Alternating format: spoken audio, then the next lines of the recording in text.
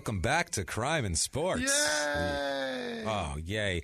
The yay is, again, Jimmy, the understatement of the year. This is more of a this is more like your yay should be physical. Yeah. You should be jumping up and down. I get that you wouldn't be close to the mic. I want to see a karate chop from you. That's how much enthusiasm you should have for this. Oh, my God. Wow. My name is James Pietragallo. I'm here with my co-host. I'm Jimmie Whisman. What a story do we have for you tonight. It is unbelievable. It's got a Christmas theme to it. Oh. Yes. Merry Christmas. Happy Hanukkah. Happy whatever the fuck the rest of you celebrate. I don't know. Whatever Muslims do to give each other presents. I have no goddamn idea. If that takes place now, whatever merry you do that to you. Give each other. Never mind. It doesn't matter. Gonna be mean. Yeah, well, let's not be that. Let's not. We're only a couple minutes in. Let's wait. Let's wait to be mean because we have plenty to be mean about. This story tonight is possibly the scummiest thing anyone has ever done. I'm not even joking around. It's hard. When you hear about what he did, you go, "Oh, that guy can't walk around anymore. We can't have him in society. He's one of those people." Yeah. And the things he does around it are ridiculous. Terrific. So he's either doing horrible crime or making a complete fool of himself in as public a way as humanly possible. It's amazing. I mean, you will feel the spirit of the holidays today. I'm going to tell you, Jimmy, you're going to feel it. You're going to feel it in your bones. We're going to deck the halls. We're going to deck something today, Jimmy. I'm going to tell you because this is a wild tale, tale. Before we get into that, just want to thank everybody for their iTunes reviews this week. We got a bunch, and it helps so much. It helps us get new sponsors, which we had a new one come on board this week. Helps us move up the rankings. It means the world to us. Please get on there. I know it takes 30 seconds. New listeners, old listeners, give us 5 stars. Tell us you're following instructions. Give us some inside jargon, whatever you want to do. But it helps us tremendously. So if you want to help us out, that's a great way to do it. And what James just said to you, that it helps us tremendously, we're not even kidding, because if you can hear the sound quality in our voices at the moment, you people that did iTunes reviews and listen to this podcast are the reason that this sounds so crisp That's right it. now. It's you guys bringing us here on your backs, and we appreciate it. We can't do this without each and every one of you, so no. And on the backs part of all the iTunes reviews. Hope you enjoyed last week's insanity. Clifford Real Etienne. quick, though, let me say this. James puts in a ridiculous amount of effort, and a 30-second iTunes review pales in comparison to the sweat and turmoil that it causes him in his personal life. It does, man. It does. It's a lot of time, and it's. So just do it. Do James a favor. Yeah, do me a favor. Both do of us us, all a and favor. you guys, I'm sure would like us to get out there. better. Yeah, you'd want us to get bigger and better, and be able to do better research and look things up that are crazy. Like I said, hope you enjoyed Clifford Etienne last week. My God, was he crazy or what? I had a lot of fun with that one for some reason. It was a lot. I enjoy fighters, and I enjoy boxing. I'm a boxing fan, and so I enjoy that whole aspect of it. I got messages about how ridiculous we are because I tend to agree with you that boxing is it's a fucking way more of a sport than MMA is, and you believe that any MMA fighter would be crushed into oblivion if they fought a boxer, and I agree with you. And I got so many texts from so many people, especially Jack Preston in Ohio, telling me that we're fucking lunatics. Okay, put it this way. I'm going to very briefly, because we have a lot of people out. We have a lot of crime today. Very briefly. Okay, let's set this scenario up. Now, my scenario was Mike Tyson, 1987. Okay, Mike Tyson, 1987, with tiny UFC gloves on, is standing there, and a man. First of all, no one in the UFC is a boxer of that level, or else they wouldn't be in the UFC. They'd be boxing. Okay, there's a big.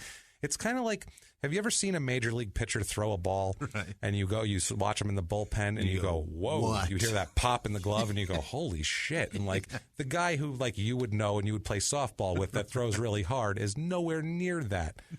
That's what we're talking about in boxing ability. Now, the UFC guys can wrestle, obviously, and they can lock people up and they can kick and they do all that. But to get within range of touching Mike Tyson, you'd have to get within range of his hands, which would make you dead. Right. So it's over. And then if you do latch on to him, guess what? You're in range of his hands, and he's going to punch you until you have a hole in your skull. I don't care if you're choking him or not. If you latch onto him on one side, guess what? He's got another side that he hits equally hard with. Oh, and his neck is bigger than his head also, so good luck choking him out. Good luck with that. Hilarious. He has no neck. It's just a head attached to shoulders by one giant muscle. There's nothing to choke out there. But never mind UFC, boxing. Move forward. What we do have this week is another fighter. All right. Not a boxer. We have an MMA fighter this week. Great. One of the shittiest MMA fighters in the history of MMA. And he is a trip. And God, what a complete, utter piece of human garbage and disaster. Unrepentant piece of shit. It's Joe's son, everybody. Yes. Let's welcome Joe's son to the crew. Joe. You utter piece of garbage. Man, wait till I tell you what he did.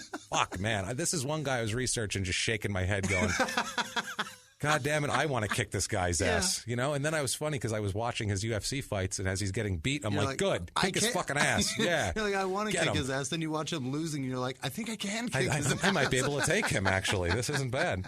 Well, we're talking about Joseph and his middle name, Hyung-Min Son. Oh, boy. That makes an Asian man. He is an Asian fellow. Super yes, Asian. He is. He's born in South Korea, as a matter of fact. Right. So that's pretty Asian. Yeah. I don't know if you can get more Asian than being born in South Korea.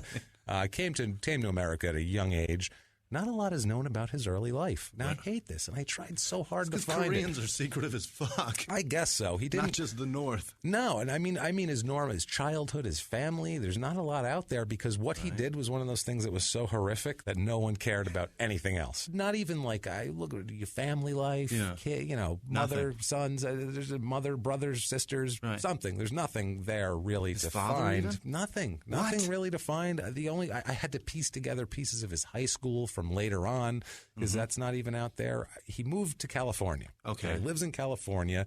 When he fights, he says he's out of Huntington Beach, California, and I think that's where he lived. He went to high school around there also, and met another complete scumbag that he'll do some things with later on. All right.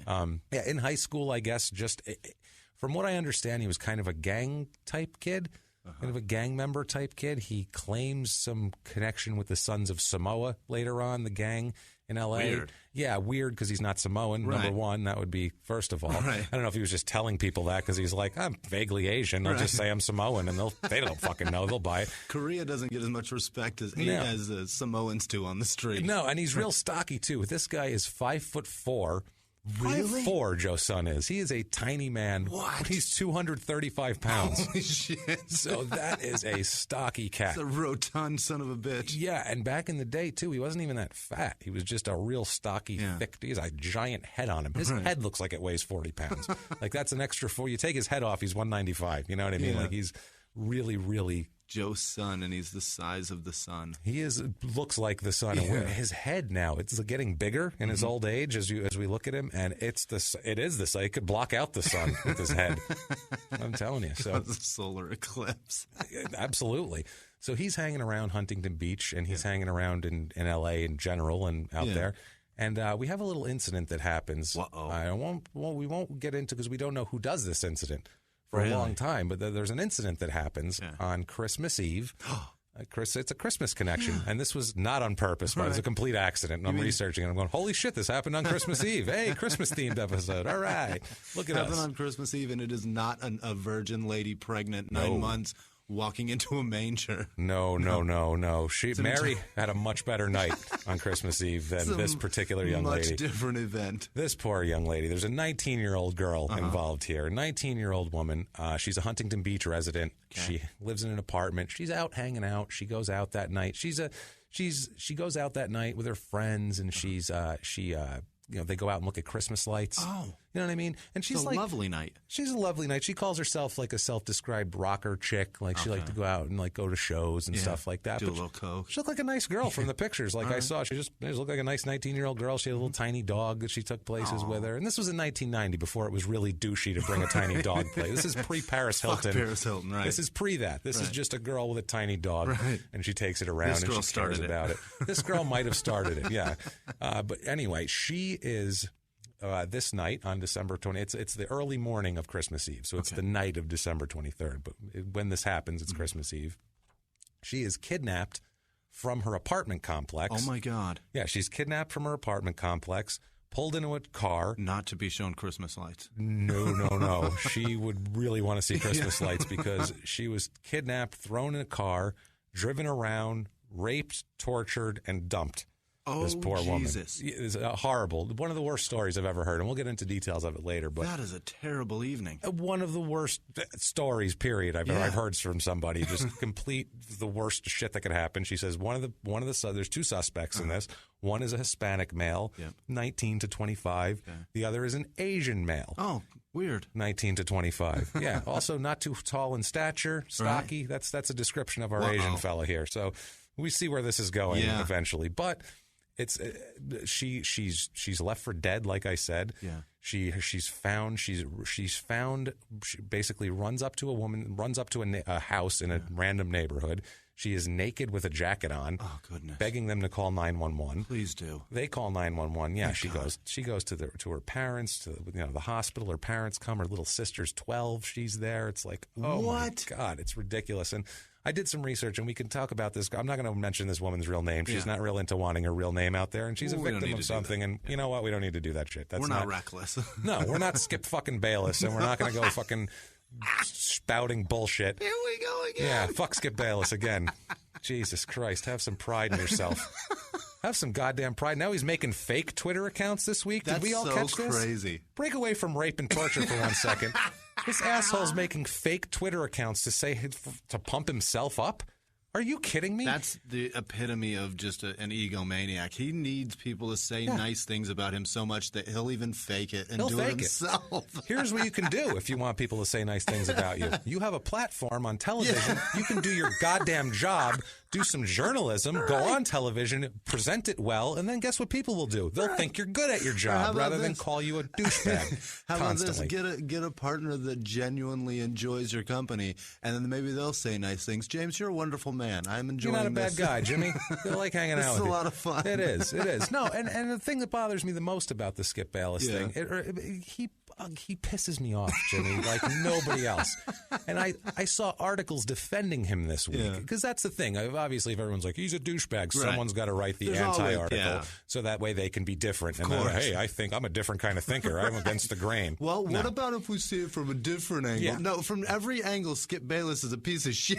Yeah, a volcano could erupt and kill an entire village, and there'd be stories about how tragic. There'd be one guy saying, like, well, it's not that bad, actually, because, these people wanted to die. And ridiculous. When volcanoes overflow like this, then the ash creates a very fertile ground. We're going to have lots of lush trees eventually. Right. It's not bad. That's the type of bullshit. Yeah. They were putting an article out saying that, well, you look at him more like a wrestler, they were saying. Literally, look at him more like a bad guy wrestler. Like you root for him to lose? Like he's trying to get the crowd pissed off. That's his job. Christ. He's the guy where everyone goes, oh, it's good. No.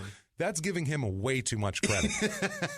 That's acting like he has a plan and a thought that he's putting forth. No. And a talent further and beyond fucking just talking and spewing horse shit. Yeah. No, he just spews horse shit. That's what this guy does. He spews his bullshit, and he goes out there, and then he makes up fake Twitter accounts to say what a great journalist he is. So we don't need Skip Bayless, and we're not going to do a Skip Bayless tonight and say this poor woman's name. She's taken to the hospital. Let's get back into the rape, Jimmy. This is a horrible thing here. That was the greatest. Fucking Skip Bayless. Every time with this guy. He keeps coming up. He won't I can't leave help our it. Life. Guys, I don't want to keep talking about Skip Bayless. I really don't, because we're giving him too much credit, and this is what the articles are saying. This is what he wants. He wants people to hate him. And he wants people, no, he doesn't. No. If he did, he wouldn't be putting out things saying he's good. He doesn't want to be hated, because he was a, quote, legitimate journalist at one point. So now he's turned into a professional wrestler. Is that his excuse? I've given up on journalism now. I mean, fuck, man. I mean, I feel like it just bothers me that I feel like we do better journalism than some of these people, and we are jerk-offs. That bothers me. You broke something that I feel like somebody should listen to 2 podcasts ago when you connected those two things. Yeah, in no time flat. Bethea. Yeah, that's. But I mean, I don't know. And Skip Bayless was in Dallas, so it's his fault, and I blame Skip Bayless for missing Larry Bethea. So anyway, this poor nameless woman. Yeah, she is taken to the hospital. They do the rape kit on her, the whole deal, to collect any kind of evidence they can. And remember, this is 1990, so it's not the same exact kind of technology and kind of gathering techniques that they have today. DNA is around. DNA is around and it's a new thing. So they're collecting everything and they're saving it, basically. No, I don't know. Maybe you can get DNA off that. We'll give it a shot later. We'll figure it out. Yeah. Back then, too, they discussed that they did not have a great database of DNA back in 1990 because it was new. So they weren't collecting DNA from people. They had DNA from very few people. Right. Anyway, she goes to the hospital. In addition to the rape, obviously, the horrible thing that is, she also had a hurt shoulder, scratched eyes, dislocated jaw, several loosened teeth, and hearing loss from head trauma from being hit in the head. Oh, my God. So this poor woman had as bad of a Christmas Eve as you can fucking imagine. That's the worst one ever. It makes the kid from Home Alone look like a walk in the park. Kevin McAllister should have just sit back and watch a movie and let Daniel Stern and Joe Pesci do whatever they wanted because it wouldn't have been as bad as this. Right. Daniel Stern was an idiot in the movie, and Pesci could just fucking mumble things. So. He could have hid in the closet and let them do whatever they wanted. This poor woman had no choice. She was just going about her business, this poor thing. Anyway, she goes back to her grandmother's house to clean up and be with her family and be, kept safe and all that. She has hair falling off of her head that was pulled out and just stuck there from dried blood. That's God. That's how brutal this was. This is brutal. This is and any assault like this is going to be brutal. But this is particularly evil. This one because it was sadistic, and we get into it later. It's they were wild. Fucking hoping that she would just die. No, I'll tell you what happened later. But there's a detective, Don Howell. He worked the case originally. Obviously, the police were anxious to catch these two. I would hope so. These two people, judging by the violence, you'd think, we don't want them out there. They're probably going to do this again. Yeah, exactly. I don't want a repeat of this bullshit. Yeah, I mean, she goes in, she makes sketches with the police artists, and they make sketches of these two. They release the sketches, trying to find something. Gotcha. They find nothing. They had physical evidence collected at the hospital. They had the jacket of one of the assailants also. Oh, shit. They had that, which is a piece of evidence, but not too much physical evidence off of that, but it was a circumstantial kind of a chunk of something. The victim tells police that she heard them talking about the Sons of Samoa gang, and also that they carved SOS on one of her butt cheeks. Get out of town. Yes. They fucking branded her forever. This is what I'm saying. This is how horrible this is. The whole thing. Now, police were confident with all of this evidence. Real quickly. Yeah. That's a fucking... I hate to make fun of this, but... But you're gonna. I know you're gonna. Here's my point. It's just that they were talking about a gang while they're raping a girl. Yeah. That gets you off, bro? Talking about your homies? Is that what it is? I think possibly that was... Joker's going to be so impressed, eh? What the fuck is that? I think it was probably a divert. I think it was probably trying to trick her, possibly, or to intimidate her and let her know that they're a part of that or some shit. Possibly, gotcha. we can't. We'll see. We'll lay it all out later and see how it goes. But there's a lot of different options. That's just what I saw whenever you said they were talking. I'm like they were talking like high five. Why would you do that? Right. Like why would you be like Sons of Samoa, bro, and like high five and shit? That'd be weird. Little Snoopy's gonna be blown away when he hears about this. But these guys were such scumbags. They might have done that. That's I wouldn't put that past them. That's how big of pieces of shit these people horrible. Are. This woman, she is completely traumatized. Of obviously, course. her life is destroyed after this. She can't, she can't do anything without being scared. Yeah, and obviously, I don't blame her. She's I wouldn't traumatized. Want to go to the grocery store. No, she's traumatized. The police. Christmas lights are fucking ruined. Oh, she never wants to see a Christmas light again. She never wants to see a manger scene as long as she lives. Take those icicles down now. Baby Take them Jesus. down. Yeah, goes around just setting a flame to Christmas trees. Get out of here. She avoids the mall for like a good month and a half, 2-month period. Oh, Jesus. From Halloween on. So the police work the Sons of Samoa lead for over a year. Mm-hmm. They go in, they get the gang unit involved. They go in, they try to interview these people. They try to offer deals of, hey, if you know who these guys are, you'll be in trouble soon since you're in a gang, you stupid fuck. So why don't you tell us, and maybe we can do something for you later. Stupid fuck. Well, obviously they're going to be arrested at some point and need to be out of it. Right. So they're offering, they're trying to get these people. They have no luck because they also don't have fingerprints. They don't have a license plate of this vehicle.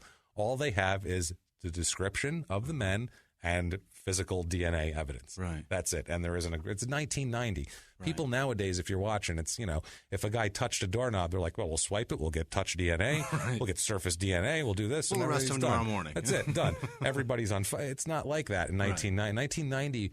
When people think about it, during the OJ trial, the jury was skeptical about DNA evidence, and that was like 1995. Right. And they were still like, well, I don't know. I mean, literally, like they say 1 in 3 billion, but, come on. What are the real chances? Yeah, they were like, I don't know. That sounds a little shady. So it's like, it was like, they were like global warming people, deniers, just like, I don't know. I know the oceans are rising and stuff, but I don't think so. I think it's okay. I think we're all right. That's good. It's sunny today. It's I'm not going to go buy a happening. Range Rover. Right. I think it's all right. I get a Hummer H1, I think. I think everything's going to be fine. Right. Now, so the police continue to investigate this. I hope so. They are. They're going through it, and this is a priority. Okay. And for a while, it was a priority for a couple of years. And while this is going on, we have Joe, back to idiot Joe Son here. Joe becomes an actor. Really? And he appears in several shit pile productions, just several of them. 1993, he appears in a TV show called Reasonable Doubts. I've heard of that. It ran for 2 seasons. Okay. It stars Mark Harmon and Marlee Matlin. Yes. Listen to this description. Marlee Matlin's why. That's why I'd heard of it. This description here is, I love description. I have a book that has. If you're overseas, Marlee Matlin is a deaf woman. She's a deaf actress. She's a great actress too. She's deaf, but she's deaf as fuck. Yeah, and you can tell she's deaf. Like, she can't hear shit. She can't say shit. Yeah. Right. She's not passing at all. No, she's deaf. And Mark Harmon is Mark. He's the NCIS guy. Right. There you go. That's who he is. And Mark fucking Harmon. Summer school and all that shit. Okay, Mark Harmon. So I have a book that has basically every. It's the primetime TV book, and it has every show that was on the air ever from the 40s to now. Where the fuck did you find this book? In a used bookstore. And amazing. It's so thick. It's like 5 inches thick. It's amazing. It's this a coffee-takeable book. It's the best book. And so I like to just randomly go to like, hey, 1965, let's see what was on a Thursday night. And look at these terrible shows they were putting out. Because most of TV is shit. Yeah. I mean, for every 20 shows they make, 19 of them are embarrassing, and then one of them is a hit. That's how it works. And it pays for the other 19 to be embarrassing. So this is one of these shows. It ran for 2 seasons, or 1 and a partial 2. Okay. Listen to the description. This is so bad. This is such. You can tell this is when shit was starting to change, when you couldn't have a cheesy show. It's all right. Quote: a drama about the working relationship between DA Tess Kaufman, a prosecutor sensitive to the rights of the accused, and hard-charging gruff detective Dickie Cobb, an old-fashioned cop with the bust the perps attitude. Jesus God. That is the IMDb fucking that they sent that out to the press to put in the paper and said, not make just that. them. That's us. And all the casting, they told each person trying out for the lead role that that's what they were, and they had to go in there and talk like fucking Humphrey Bogart. a hard charging gruff detective, Dickie Cobb. Yeah, I'm Dickie Cobb. That's Mark Harmon. When you look at Mark Harmon, you see hard-charging, gruff detective. Back then? No, he was the summer school guy still back then. But yeah, that's the shittiest TV show I've ever heard of. The guy that was banging a 17-year-old, or had a 17-year-old coming on to him. Unreal. In that movie. And so funny, the picture, like the poster or whatever it is them like hugging Marlee Matlin and Mark Harmon. I'm like, come on, what is it? What are we looking at here? Son played he was in the Thank God It's Friday episode, was the name of the episode in the second season. He played Mr. Lee. Yes. So an Asian. It's a big stretch for him. As we'll see throughout such range. Much of his acting, he has a lot of range, as we'll see. He plays everything from Asians to Asians that fight. It's Asians that don't fight to Asians that fight. He's very Asian. He hooks it up. 1993, same year, he appears in another movie, Army of One. Army of One, starring Dolph Lundgren. Oh, boy. Army of One, starring Dolph Lundgren. 5.7 out of 10 stars on IMDb. It's a damn good movie. Wait till you hear the description. It sounds top. It sounds so convoluted. Like it sounds like somebody had like a fever dream and woke up and was like, "That's a movie. I'm just writing. Fuck it." And they sent it off, and Dolph Lundgren said, "Yeah, why not? I do that. Why not? I got nothing since the end of Rocky. Fuck it. I haven't done. I got He-Man, and then that's it. Yeah. That's all I got." Quote, here's the description. Quote, a framed prison escapee unknowingly kidnaps a female cop en route to rendezvous with the corrupt cop who put him behind bars. I'll do it. I'm Dolph Lundgren.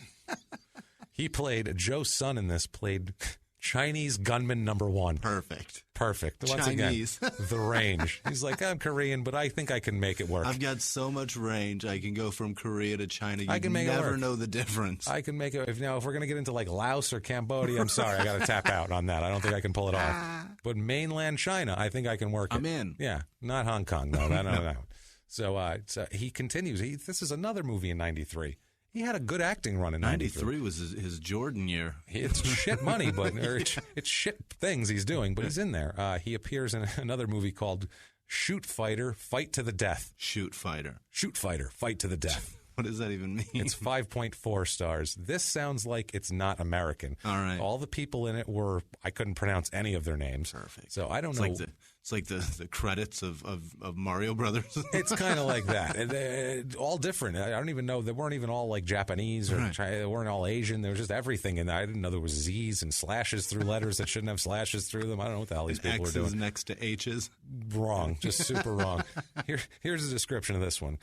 Quote, Nick and Ruben are hoodwinked into a shoot fighter, no holds barred to the death martial arts match by the evil Mr. Lee, who has a grudge against world champion shoot fighter and teacher of Nick and Ruben, Shingo. Okay. That's the description. He was Lee, obviously. No, he played Chang. Evil Mr. Lee probably had lines and shit. Right. Chang was just like a stocky Asian guy standing next to him. I assume so, yeah. It's insane. So this is another big movie, Shoot Fighter. Hollywood is so... Yeah. Hollywood's so clever with their fucking names, too. You look like a Chang to me. This is not Hollywood. This is definitely not Hollywood. I don't know where they made this, but I assume... Hollywood, Nebraska. Yeah, I assume it's like a Japanese production done in Croatia. Right. That's what I picture in my head. Or Hollywood, Florida. Something, yeah. Maybe that. It was made in the lobby of Planet Hollywood in Vegas. Now, 1994, another movie. All right. 5.5 stars on IMDb, another piece of shit movie called Blood Fist 5, Human Target. Blood Fist. That sounds like the worst porno ever. That's fucking terrible. I do not want to see Blood Fist 5. It's either a porno or another Van Damme movie. A Van Damme movie. Steven Seagal, some horse shit like that. It's a snuff film, probably. No, but this movie stars Don the Dragon Wilson. Really? It does. How about that? The description has it right in there. The description is... Fuck yeah, it does. Don the Dragon... They are selling this one. They're like, we have somebody. Shit. I'm surprised they didn't put Dolph Lundgren in the description earlier. Don the Dragon Wilson struggles to regain his memory, not knowing who to trust or even which side he's fighting on. Oh, my God. He's just wandering around beating the shit out of people, apparently. That's this movie, I'm sure. He's just got a blood fist for everybody. He's wandering around, not knowing where he is. A guy pops up, and he's like, blood fist, and he knocks him out. That's all it is. Joe played Beefy. Is his name in that? He finally got a Asian sounding name. That's good for him, right? But for all just defending them, it was probably beef and broccoli at first. Yeah, and he was like, "Come on, guys, can we not?" They were like, "Let's give him." Don the Dragon Wilson was like, "Look, we pretend I'm Asian, okay? Right. Let's not offend them more. Right. Let's give him a name. Right. It's not completely Asian." Now, this crazy son of a bitch. In addition to acting, this is when he starts getting into fighting. All right. Like actual fighting, MMA fighting. Legit fighting. Yeah, matches and all that shit. Yeah, and he's a fucking lunatic. Really? He's really into the showmanship aspect of it. Like, if he was taller, he'd be a wrestler, I think, I feel like. Because that's what his ring entrances are batshit. Really? They're nuts. Like he's doing backflips? They're nuts. Well, first he was managing another guy. Oh, God. Like he was coming to the ring like another guy second. It was weird. He was managing a guy, and while he's managing this guy, all he does is give out Bible quotes. What the fuck? Everything is Jesus this, Jesus that. He found religion before prison? He found religion before prison, and it's complete horseshit, because we'll get into more, but this is, I was watching this, I found like a UFC, like a promo video for him back in the day. Like, I don't know why they were doing a promo video for him. We'll get into what a terrible fighter he was, but in this promo video, they show him doing a promo for a fight, and here is what he says in their own words. This is his version of "Come See Me Fight Tonight." In their own words, quote, "The Lord said, not by my might or my strength, but with my spirit, said the Lord. You guys will see the spirit of the Lord Jesus Christ tonight." Wow. You're going to see the spirit of Lord Jesus Christ tonight when I kick that guy's face in. What the fuck is he talking about? That sounds like a very religious mother somewhere that's about to spank their child. No, he's a stocky, mean-looking Asian man. Yeah. Look, it's very weird. Who starred in a movie with Dolph Lundgren. You might have Dolph Lundgren's phone number. That's got to be odd. That's a guy you want to prank at like 2 a.m. You want to just send him random texts. Pictures of your dick. Yeah. Just to buttholes, see how he reacts just pictures to it. of buttholes, constant buttholes. Just to see how he reacts to it. I'd like to know how Dolph Lundgren Stand outside and reacts. just see if a phone comes flying through a window. Yeah. Another butthole. Baby, who's texting you at this hour? I don't know, but it's another butthole. God damn, why? Why all the buttholes? I think this one's Asian. I'm not sure. How can you tell? I don't know. I can tell. I'm good. It looks yellow. I'm Dolph Lundgren. That's how I can tell. He has an accent, fun. but I'm going to talk like that anytime Dolph Lundgren comes up. That's damn good. Excuse me, I'm Dolph Lundgren. So he finally makes his UFC debut. He's fighting in the UFC for his first MMA fight. Wow. Yeah, not bad. December 16th, 1994 at UFC number 4. All right. So what are they up to now, Jimmy? Like 190 or something? Yeah, it's 180? ridiculous. This is 4. So this is the beginning of this shit. This was when UFC was not popular. Yeah. It wasn't on TV. Yeah. This was when UFC was considered like a glorified tough man contest. Right. Before it was, now it's a sport. You know what I mean? And it's impressive. It's, it is what it is. It's a great sport. Now it's and it not. generates a fuckload of money. A fuckload of money. Now it's not such a. Now this is the earlier days. They got gyms in every town in this country named after it. This is back when they had cards that didn't have the same rules. Even. Yeah, that's This was you kind of like an anything goes type of. You can take a street fighter and match him against somebody in Taekwondo and see who wins. See what happens. Right. Yeah, it was like taking two animals and the logo was so bad too. It was like this nondescript race of gentlemen that was it was a white painted figure that was like flexing over the words Ultimate Fighting Championship. Yeah, I remember that. Yeah, it didn't even say UFC. It wasn't even clever. It was just like an 8-year-old drew it up. They just threw people in the ring to see it was interesting. Yeah. What happens when a boxer and a wrestler fight? Let's find out. Yeah. It would be like if you just put like a bear and a moose together, and you're like, well, he's got horns, so that's going to be a thing, but he's got teeth and claws, so let's see what comes out on top. Horns or claws? Well, let's find out. And ironically, there was probably fighters, one named Moose and one named Bear. I'm sure. Yeah. We had a black rhino and a black bull, I think, was the other guy. So, I mean, if there's a rhino, there's definitely going to be a moose and a bear. For sure. So UFC 4 is in Tulsa, Oklahoma. All right. Once again, one of our most metropolitan of places. If you're from around the world, that is not the best place you want to be. Tulsa, Oklahoma. I'm sure it's fine, but it's not the most glamorous location for a major fight. But back then, they're just looking for people who want to watch an ass kicking. He fights Keith Hackney. And they found it in fucking Oklahoma. Those people love an ass kicking. Oh, yeah. They love it. Yeah, kick his ass. Yeah, they're into it, man. They want to see a good ass kicking and then have some steak, those people. So he fights Keith Hackney. All right. In this fight, I believe this is the fight where he comes to the ring with a giant cross on his back. What? He comes to the ring with it's a fucking cross. It looks like it weighs 50 pounds. It's thick. Shit. It's huge. It's made out of like railroad ties, this goddamn thing. And he's walking to the ring like he's like... It's not on wheels? No, he's actually carrying this shit. I know, and he's looking like he's like leaning forward, acting like... I don't know if he was doing like a little Jesus, play act, or I don't know if he was like acting it out, or if he really got I need like a 200-pound cross, so it looks heavy. I need a workout right before I fight. Either way, he comes to the ring with a cross on his back, which says a lot about him. Like, I have all this to bear. Right. No, you don't. It's your first fight, and you're a jerk-off. You're a complete scumbag jerk-off. So he loses this fight pretty handily. I think I've seen this. You probably have. This is the one where he lost. The fight was called, it's a TKO in the first round, 2 minutes and 44 seconds into the first round. Oh, Jesus. It's TKO, and on the side of it, and all the sites where you can find this sort of thing, it says... parentheses, groin strikes. This is a fight you absolutely want to look up on YouTube. Yes. It's a quick fight, and it's basically one man getting another man on the ground and punching him in the dick until he can't take any more punches in the dick. That's the fight. The whole fight. That's it. Ready? Just beating his dick. For the Christmas episode, just decking the balls. Decking the balls. There you go, you scumbag fuck with your goddamn pun. There, you got it in now. Shut the fuck up about it. No more. No more. Deck the All right. I'll call in Dolph Lundgren on here to give you a blood fist. See what happens then. just drilling him in the sack, though. He is punching like 19 strikes. Yeah, when you see the guys just like rabbit punches, he's just hauling off and wailing on his nuts. And that's what that sport was then. You could punch anywhere. You could eye gouge. You could bite. You could do what the fuck ever. Yeah. Just win the fight. And they were punching the dicks. He ended up doing some throat move and making him submit. But I think he could have done anything. The guy's balls were mashed potatoes at that point. You know what I mean? He could have done anything to him. So funny. He could have went and just caressed his head gently and the guy would have given up. I'm like, I can't feel my dick at all.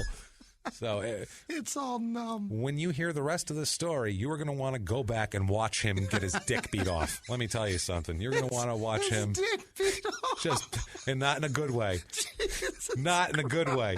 You're going to want to watch his dick get kicked right off his body when we're done with this shit. But it hurt. Dicks are so funny anyway. They are funny. But getting punched in it that many times is not funny unless it's a piece of shit. Unless it's a guy who, it's like the karma couldn't be better for it, honestly, because this is 94. He got it and deserved it then. Absolutely. Also in 94, guess what else he does? He's in another movie. Oh, my God. He is in Bad Blood, starring Lorenzo Lamas. Yes. That's the pinnacle of success.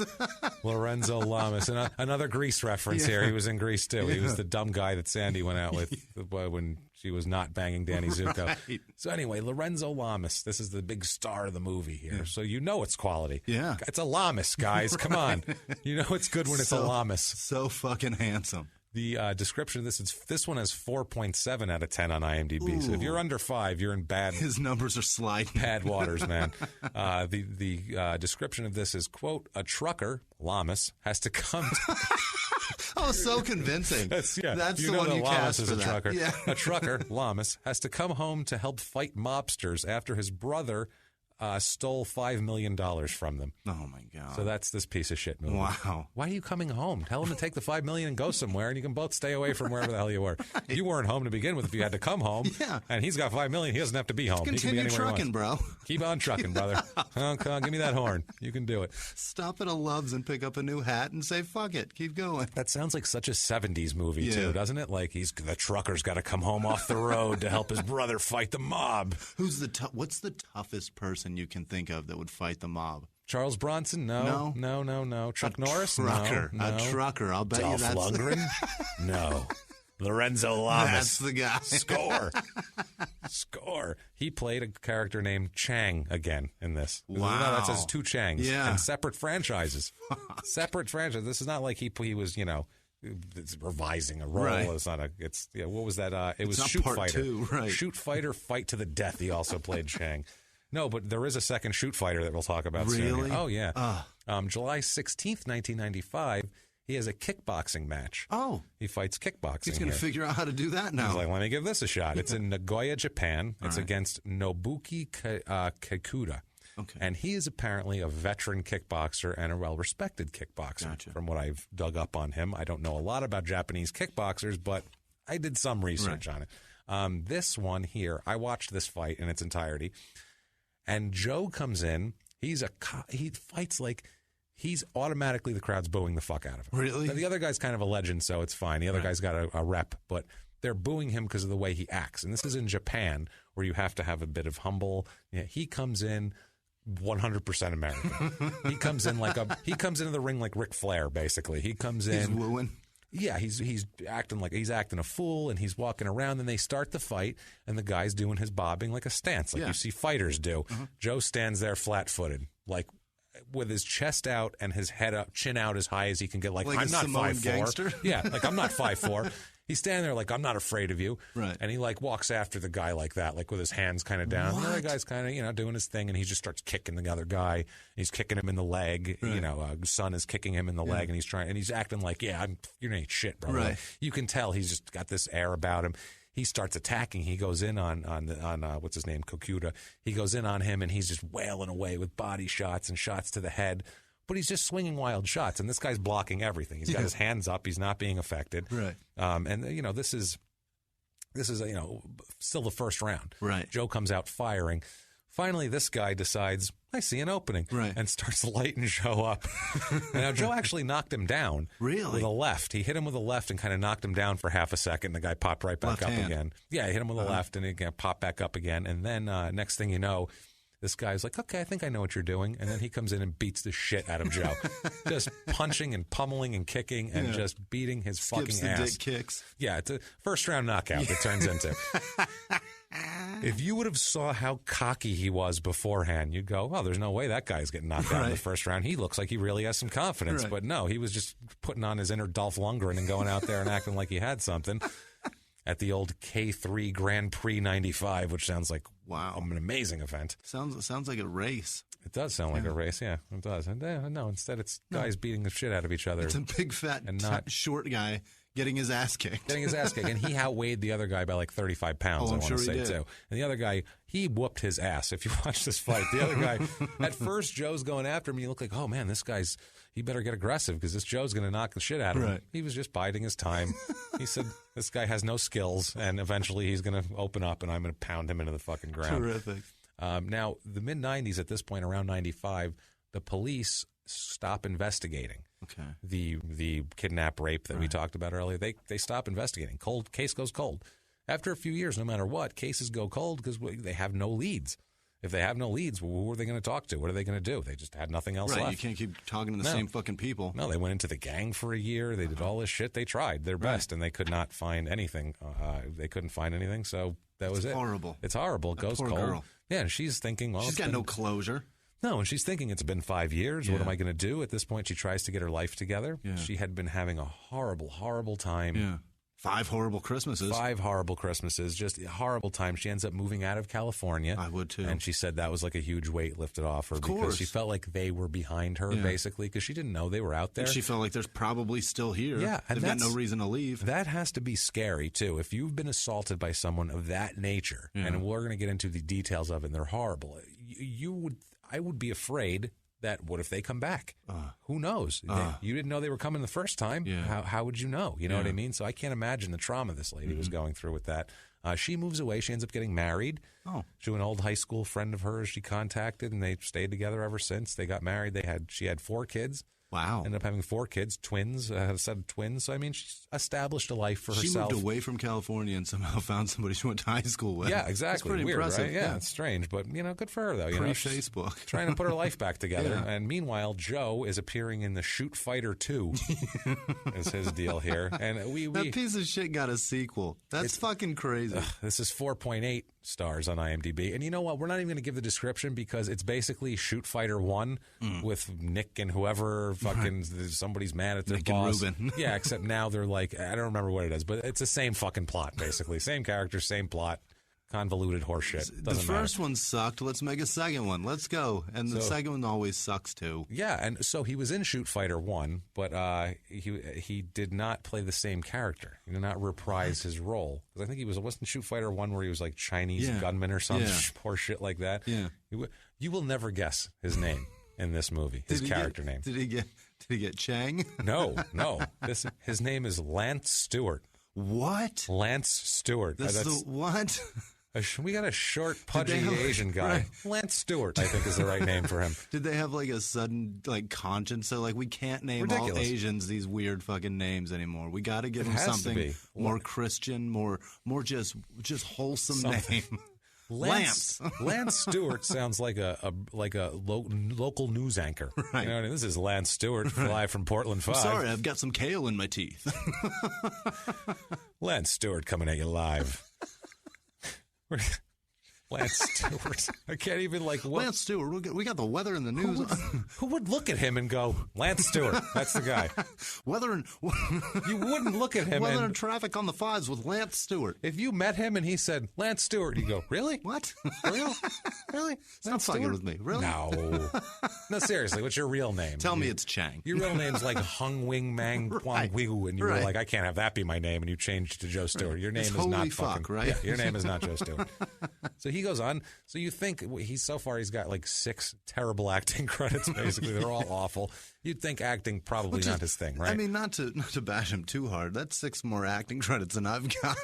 Very true. Very true. But I'd rest my laurels on this podcast more than those fucking 6 credits, though. That's true. He did a movie with Dolph Lundgren. Yeah. Think about that. I'll bet more people have listened to this podcast than seen those fucking movies combined. Probably, honestly. You're probably right. You're probably right. I know Dolph Lundgren's mother probably saw it. She was like, honey, it's very good. Right. It's very good. In whatever Eastern Europe or whatever Northern European accent she has.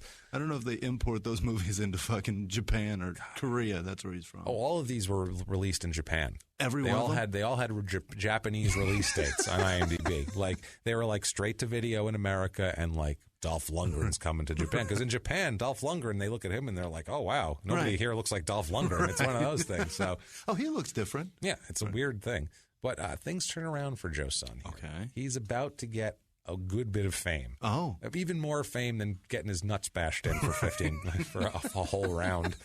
1997, he lands a role in 97 lands a role in a huge blockbuster movie. Huge. No, we're not. No more Blood Fist.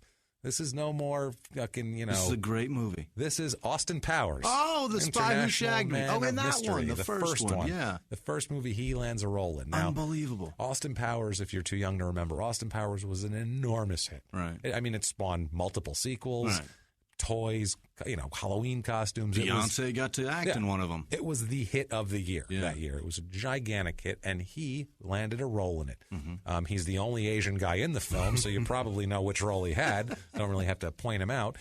He played Random Task, right, which, as we all know, is a takeoff of the old Odd Job thing. Right. And in Bond, it was a hat, right? You take the hat off, and that was Tanaka, the wrestler, the old wrestler. It was Mr. Fuji's tag team partner. But we're going way old school on that. Job. But that was that guy. He looks very similar to him. He really does. They have a really similar look. So it was a good idea. But what does he do? He uses his fucking shoe. Exactly. That's him. He's Odd Job, except he's Random Task in this, and he throws a shoe, the deadly shoe. And it breaks a fucking a statue in the movie. Bust like blasts its head off. Yeah, that's to show his prowess. Right. And then he ends up attacking. He can do that with a Bruno Mali. Yeah. He has a scene with Mike Myers where he chucks a shoe at him, and you know, he blocks, and then comes over and chokes Mike Myers, and then I think Elizabeth Hurley hits him with a champagne bottle or something, right? He hits him in the face with it, and he goes, "Good God, man, who throws a shoe?" Something like that, yeah. And then he attacks him and chokes him, and then judo Elizabeth chop Hurley, and the champagne bottle, and that's it for him. And that's his moment. That's his 15 minutes of fame right there. It is, and it's a huge 15 minutes of fame. Listen, if I'm a fat Asian guy, I would die for that role. And he's saying, I mean, from then on, think about that, because when Austin Powers was made, nobody knew it was going to be a giant hit. Right. It was a lower budget movie. They raised financing a lot. And it was just a lot of dumb jokes, a lot of stupid stuff. Mike Myers was not a huge movie star at that point. He had done like So I Married an Axe Murderer and Wayne's World and shit like that. But he was on Saturday Night Live before that. So he was a star, but not a movie star. Right. He had never had outside of Wayne's World, which wasn't really him. It was the sketch was the whole deal. Outside of that, he had not. This was huge. This was what made Mike Myers a household name. Right. This was huge, and all the lines, "Hey, baby, you're gonna shag me," and all that horse shit. How many Randy, baby? It's essentially why. Essentially everybody in America's impression of him is basically us doing the English accent. We'll just lampoon that shit. How annoying was every single Halloween party that year? Just the worst. 97, the worst year for Halloween parties. Everybody with their bullshit chest hair out and yeah, that was terrible. So he's Random Task, but for him, now he's famous. Yeah. He had no lines. Right. He just choked a guy, and he's famous for it. He said nothing, and he threw a shoe. Right away, if I just go, Random Task from Austin Powers, people know who that is. Absolutely. It's wild that he got that famous, and he continues to fight even after that. Really? The weird thing is, 97, this happens, he's in this movie, you would think this would be an opening for more acting work, maybe get out of the Dolph Lundgren genre, and he doesn't. This is it. He has no more acting roles. Nothing else. Nothing. It's the end of his career. You're in a huge hit, so now you get nothing. Right. I don't know how that is. It's weird because this movie got him this movie, got him this movie, and then he does a big movie, and he's not even in Blood Fist anymore. He doesn't even get that. And now he's typecast forever. He might have thought that, maybe he thought that I'm not going to go back to those shitty little movies. Right. I'm big now. Right. And then he never got another job again. He's out there up for the same roles as fucking Tom Cruise. Absolutely.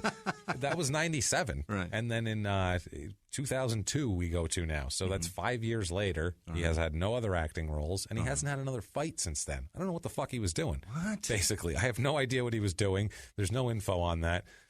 Who knows? Going around being a complete jerk off. He must is all have got I a can imagine. shitload of money for that Austin Powers stuff. I doubt it. I'm sure he had something. I mean, I'm sure he had some royalties on DVDs or something like that. I mean, Something it was from on the back end. It was on television 4 trillion times a week back then. I mean, TBS made their fucking living on Austin Powers for like 3 years. So, and they do fucking marathons too. They do all of them right in a row. Yeah, they'd play the same one back to back. Or Austin Powers would end, and then Austin Powers would start right back up. You're like, what the fuck is going on? I just saw this fucking movie. They literally would be like, we're going to play 3 Austin Powers in a row. Like, why? Who's watching that shit? And then after that, we're going to play Con Air, and then we're going to right the fuck back to that shit. Right back to that.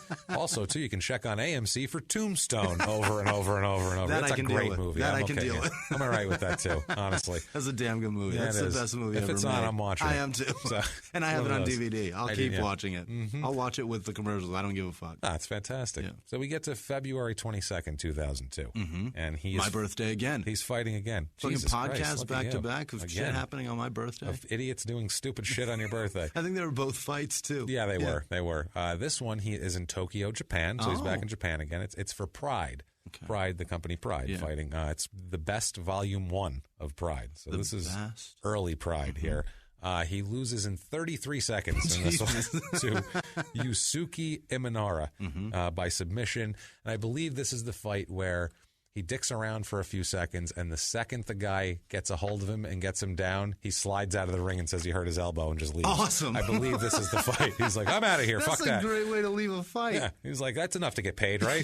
I went in there. He touched me. I can get paid for that. That clock was going, man. Yeah, this shit's over. I'm going to fuck home. I'm done. I've had it. I'm out of here, man. So I got a call back in the morning for... I got a call back for Blood Fist 8, so I got to get down there. Now, Lundgren's going to be there. It's important. I got to be in there. So that's what he's doing there. So now he's, I think that's 0-2. Yep. If we don't count the kickboxing fight. We won't count that. In MMA, he's 0-2 now. All right. Next one, April 12th, 2002. This is a couple months later. He's into it. It's in Los Angeles this time. Wow. So his hometown. It's Extreme Pancration 2 is the name of the event. Pancration? Pancration. P-A-N-K ration, like ration. Wow. Why? I have no idea. 2. So there was one of them. Apparently it was successful enough to spawn a... Then again, there was 2 shoot fighter movies, too. So really anything that's where I was go. just going. He fights Joe Moriera, and the time is listed at NA on everything. I'm not applicable. On Wikipedia, and I couldn't find a better definition for it, on Wikipedia it said submission, parentheses, terror. What? So I think he ran away. It's not applicable time. I think he just said, never mind. I think he got in there, I'm made terrified. his whole I entrance, quit. and said, no, thank you. I'm going to go now. And just took off. I really believe that's what happened. Submission terror. I've never heard of that before. Heard of that That's too. Crazy. That's one way to win a fight, You can terrorize people in the UFC. The other guy went, shit, didn't even have to break a sweat. Cool. He just went right back to the locker room and was happy, I'm sure. That's hilarious. So, you'd figure at this point now he's the last 2 fights he ducked out. When was that fight again? 2002, April 12th, 2002. April 12th, 2002. So a couple months later. It's 7 months or 5 months after 9/11. Yeah, absolutely. Is that the terror? Is that what terror did? I think so. I think he was very afraid. He was fighting Osama bin Laden is what he was doing. That's why. He was very afraid of him. Unbelievable. He was fighting Khalid Sheikh Mohammed. That was what he was. He said, oh, my God, that's a lot of body hair. That's and he a left lot of the ring. chest hair. I'm leaving. So you would think at this point they'd stop using him. You would hope so. He's had 2 Pride fights, and they were both embarrassing. Right. Absolutely embarrassing. The last one, it doesn't even have a cause of submission. It's just terror.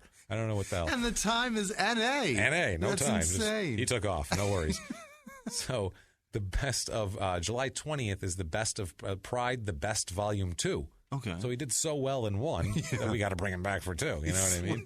Out of the ring. He's already proven he's not part of the best. Right. So I don't know why he's in that. Can we stop calling it the best? Right away, yeah. I'm calling bullshit on that pay-per-view, and I'm not ordering it, I don't think. No. This is another one in Tokyo. You know what? If they called it the worst, more people would watch that. Like, I this really could be think good. so. Yeah, like this might be entertaining. This is going to be terrible. This is going to be awful. I love it. I love it. So this is in Tokyo. He fights Jakui Nakajima. So if I'm going to butcher in fucking Japan, all these names sound the same to me anyway. I don't know. Yeah, he doesn't make it a minute. He submits in 54 seconds. He's a hard ass. Said he had a shoulder injury and stopped. So I mean, he just doesn't want to fight. No, is what it is. He is not interested in. He's not interested in taking an ass kicking. No. This guy. I don't feel like that's his strong point. He seems to think whenever he's down, it's just over. Fuck it, I quit. Fuck it, I'm leaving. Yeah. And then also too in these fights, he came out in one of the fights and he started wearing thongs to the ring. Perfect. He was wearing like a leopard thong. Yes. He's a short, fat Asian guy with a leopard thong on. Being honest, I'd pay for that pay-per-view. It's interesting. If they called it the worst and he came out in that, that's my money's worth. I'm in. Yeah. So now after this, he starts wrestling in Japan, which he should be doing. Yeah. And I saw his ring intro for this. He probably should have started at that first. Wow. Not worked his way down to it. Absolutely. I saw the ring intro for this, and it is amazing. Awesome. He is introduced as the Samurai Joe Sun from America. Samurai Joe Sun. He comes in with like some Asian rap song playing. When I think rap, I think Asia. Now look, set the scene. Yeah. Okay, here he comes. He's wearing some crazy ass shorts. Yeah. He has got eye makeup on. He's got like silver eye makeup on that makes his eyes look weird. Yeah. Like this weird, like almost like wings he draws on his eyes. And he's coming to the ring to wrestle. Yeah. And he's got a microphone and he is intermittently rapping along with the song. Rapping Gangnam Style or some shit. Literally. Yeah, rapping. This is like, it sounded like if whatever Asian hardcore rap is, that's what he was like mean looking, like, yeah, I'm a blah, blah, blah, blah, blah. I don't know what the fuck he was saying, but unbelievable. I have a pen. I have an apple. This was his ring entrance. He's singing Apple Pen as he's coming to the ring. You know it was. Now he's a wrestler, so he's trying to be a bad guy and trying to get booed. The only boos he got was when they said, "From America," boo. And the rest of them, they're like, "Oh, fuck this guy. Who cares? He's a little fat guy rapping. I don't care about him." And otherwise, they didn't like him. They didn't care about him. They're just like, "Who cares?" That didn't last very long. Now later on, when he's talking to someone. I have an in their own words about his fighting career, which is great. They ask him about, so I hear you were a fighter, blah, blah, blah. And he says, in their own words, quote, I lost all my fights. I was in UFC 4. I did Pride 2002, February and July. I lost both fights. I pro wrestled there for a little while. It was going good, but I didn't sign a contract. A lot of other shit going on. If it was going good, you would have signed anything they put before you, I think. You'd sign up for Blood Fist. You don't care. If it was going good, maybe you'd have won a fight. Like, that's not going well. No, it is not going well at all. It's terrible. It's about to go much worse for him at this point here.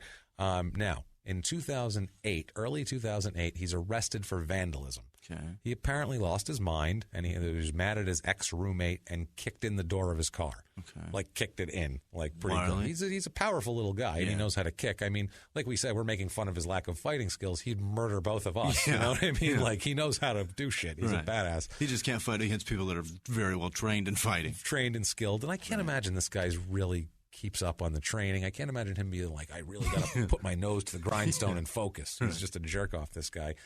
So May 16th, 2008, he pleads guilty to felony vandalism. He pled guilty? So I think they had him on film, I believe, on a surveillance tape. Yeah. So he pleads guilty to this, and he's thinking, look, I'm going to plead guilty because felony vandalism is one of those things where it probably carried like a 5-year sentence if you're convicted, or maximum of 5 years and whatever. So he was like, whatever, I'll plead, get 60 days in prison. Yep. Like, whatever, who cares? I'll do this. This seems like a smart legal move, right? Not so smart, though, for him, and we're going to find out why here.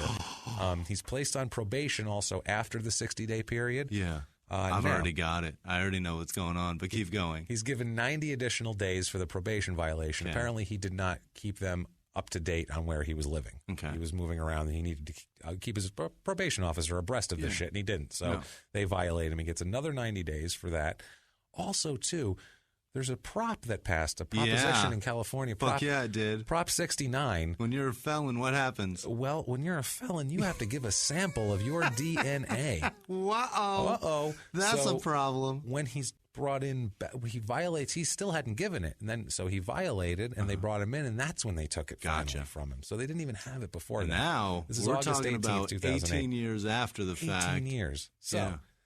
Basically, so now they've got a fucking registry. They got a bank of all kinds of people now. So he's in Orange County Jail. Yep. And he's sitting there. He's got his jumpsuit on, and there's a video of this. The orange one in Orange County. It's an orange one. Nice. And the police are discussing everything with him. Mm-hmm. And after the woman, there's a woman and a male officer. There's two. Gotcha. And the woman asks him about his fighting, and he gives him I lost all my fights, blah, blah, blah. And then a male detective chimes in here. Okay. And before we do that, I have one more in their own words. It's hilarious. It's hilarious. Because she asked him about his movie thing too. She's like, I hear you did some acting, and he says in their own words, quote, I do comedy, play bad guys sometimes. Did you see Austin Powers? That's his pickup line. Yeah, I played a little role in part 1. I'm a professional MMA fighter. You can find me on Wikipedia, believe it or not. Believe it or not, he's on Wikipedia. I've got a Wikipedia page. I'm kind of famous. Yes, he does. I'm kind of a big deal. Can I buy you a drink? At this point, yeah. So and it's just like a normal discussion. The whole time she asks him about his fighting, asks him about his acting. He's like, yeah, blah, blah, blah. And then the male detective off camera chimes in and he says, quote, okay, Joe, let me tell you what the deal is here, okay? A young girl, 19 years old, late at night, early morning of Christmas Eve, December 24th, 1990, driving home to one of those big apartment complexes out on Brookhurst. She parked in the carport. 2 guys jam her in the carport. They grab her, throw her in the car, drive her some distance away. Joe says, that's bad. That's his response. That's bad. Yeah, his butthole just tightened. He's like, I should send a picture of this tight butthole to Dolph real quick. Yeah, it's 3 a.m. I got to send him one. This shit's impressive right now. I'm going to bank this one for later so I can send it to him. The policeman says it is very bad, and the DNA tells us it's you. You're fucked at that. You know what Joe's answer is? Wrong guy. Wrong guy. Have you seen many Asians? Because we all look alike. We all look very similar. Totally look Wrong alike. guy. So they show him a police photo lineup. That's the only time in the history of Asians looking alike that one probably said it. Yeah, he's like, no, we all look alike. You know what I mean? No, it's probably this guy. Who knows? Fuck, there's a lot of us. Yeah. I fought a bunch There's of them. There's a lot of guys named Joe Sun, too. I'm sure of it. That's fine. Look, the whole cast of Blood Fist 5. Just look at any of those guys. They're all the same. So Joe says, wrong guy. So the police show him a photo lineup sheet. Yeah. You know how they make with 6 pictures on it, and 3 on top, row 3 on the bottom, and they make you pick one out, and we've all seen Law & Order. Yeah. Police ask him, you recognize anybody in there? That's you, right? And he says, yeah, that's me on the lineup sheet. So the cop says, what we did, we showed that to the girl. We showed that to the girl who was kidnapped. And she goes, quote, 100% certain it's him. I've seen that face every night I go to bed. Oh. She said, that's the face I've seen of the guy who kidnapped me. One of the guys who kidnapped me and raped me. She never saw Austin Powers, I guess. No, well, we'll get to that, too. There's actually a reference to that. Fantastic. He says, just that alone screws you, okay? No doubt about it, okay? And the DNA is saying, yes, you're the guy, and you're sitting here saying, I don't know. That's my favorite, though. That's like you know when those mentalists like do like a magic trick with like numbers and shit, and they're like, "That's your number, right?" That's your number, right? Yeah. Now let me tell you something, and then they fucking show you some extra shit that makes it even more mind blowing. That's what just happened to him, and I guarantee it felt like there was a reptile lamp on his face when said, "Let me tell you how we know that's you." You see his face, and he's just like, "No, wrong guy." No. He's lucky for him; he has very non-expressive eyes because they're very small. His eyes, honestly, like not an Asian joke, racist, not an Asian joke at all. He has very thin eyes, and he just kept the same face, and he's like, no, wrong guy. He's just trying to play it off like, no. You thought you saw me, but it's not. Right. So the policeman says, how's that going to fly, Joe? So now he's put on the spot. Yeah. What does he say? In their own words? Let's find out. In their own words, quote, this is scary, you know? I can't tell you something I don't know, and you say you have this evidence, and it's scary. I've never done anything like that. I have no idea what you're talking about. That's nasty. It wasn't me. That's nasty.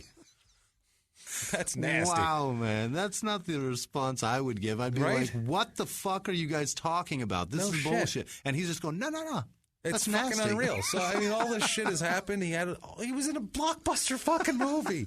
Huge. He's a famous guy. Even before that, when he did that, he was a normal person before he became a fucking asshole rapist. Right. You know what I mean? He's sitting there in the goddamn room there, and the police, they leave you alone to stew. Yeah. You know what I mean? They send other cops in there. Like, you go in and fuck with them and say a couple things and then walk out. And they're like, I'm going to go get some cigarettes. You want some? Exactly. No, I'm good. Mm-hmm. So, they do that, and then they come in, and through the door, it's the shawarma man.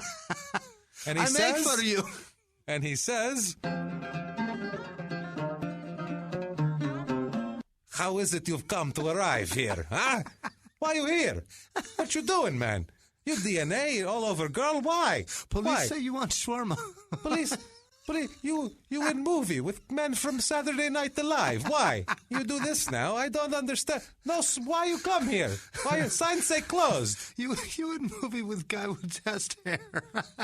The girl go home. Once she inside, sign say closed. You go away now. You don't go try to get her, bring her in. What's wrong with you?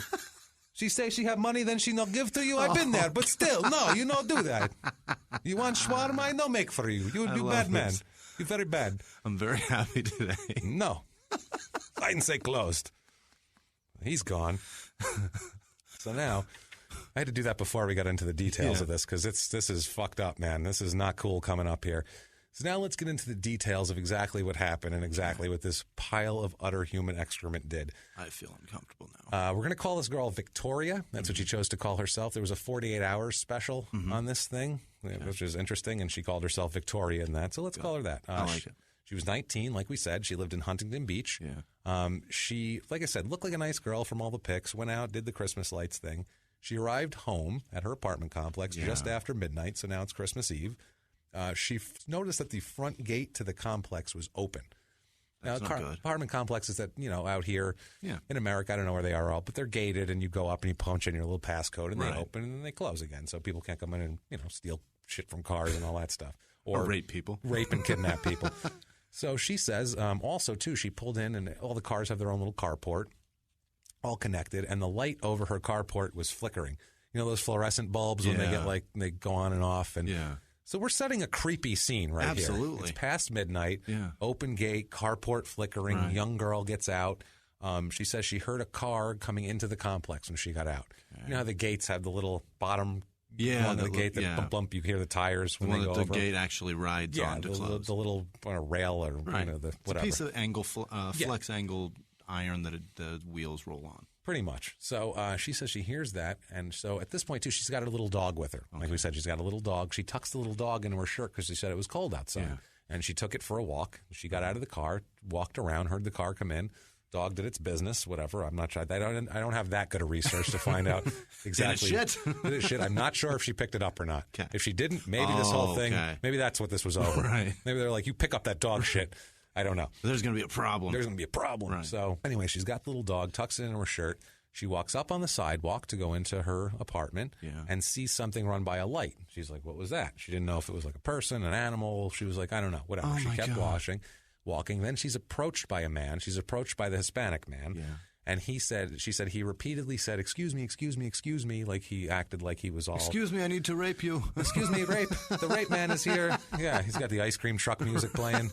The rape man is here. Paletas. So he says, excuse me, I'm lost. Can you tell me where the beach is? First of all, it's 12:30. Not in her pants, sir. Not in her pants. It's Huntington Beach. Listen for the ocean and drive that way. You know what I'm saying? You'll find it eventually. Yeah. So at that point, she turns to talk to him. At that point, a second man, an Asian man, Joe's son, we find out, approaches her holding a cigarette in his hand, smoking a cigarette.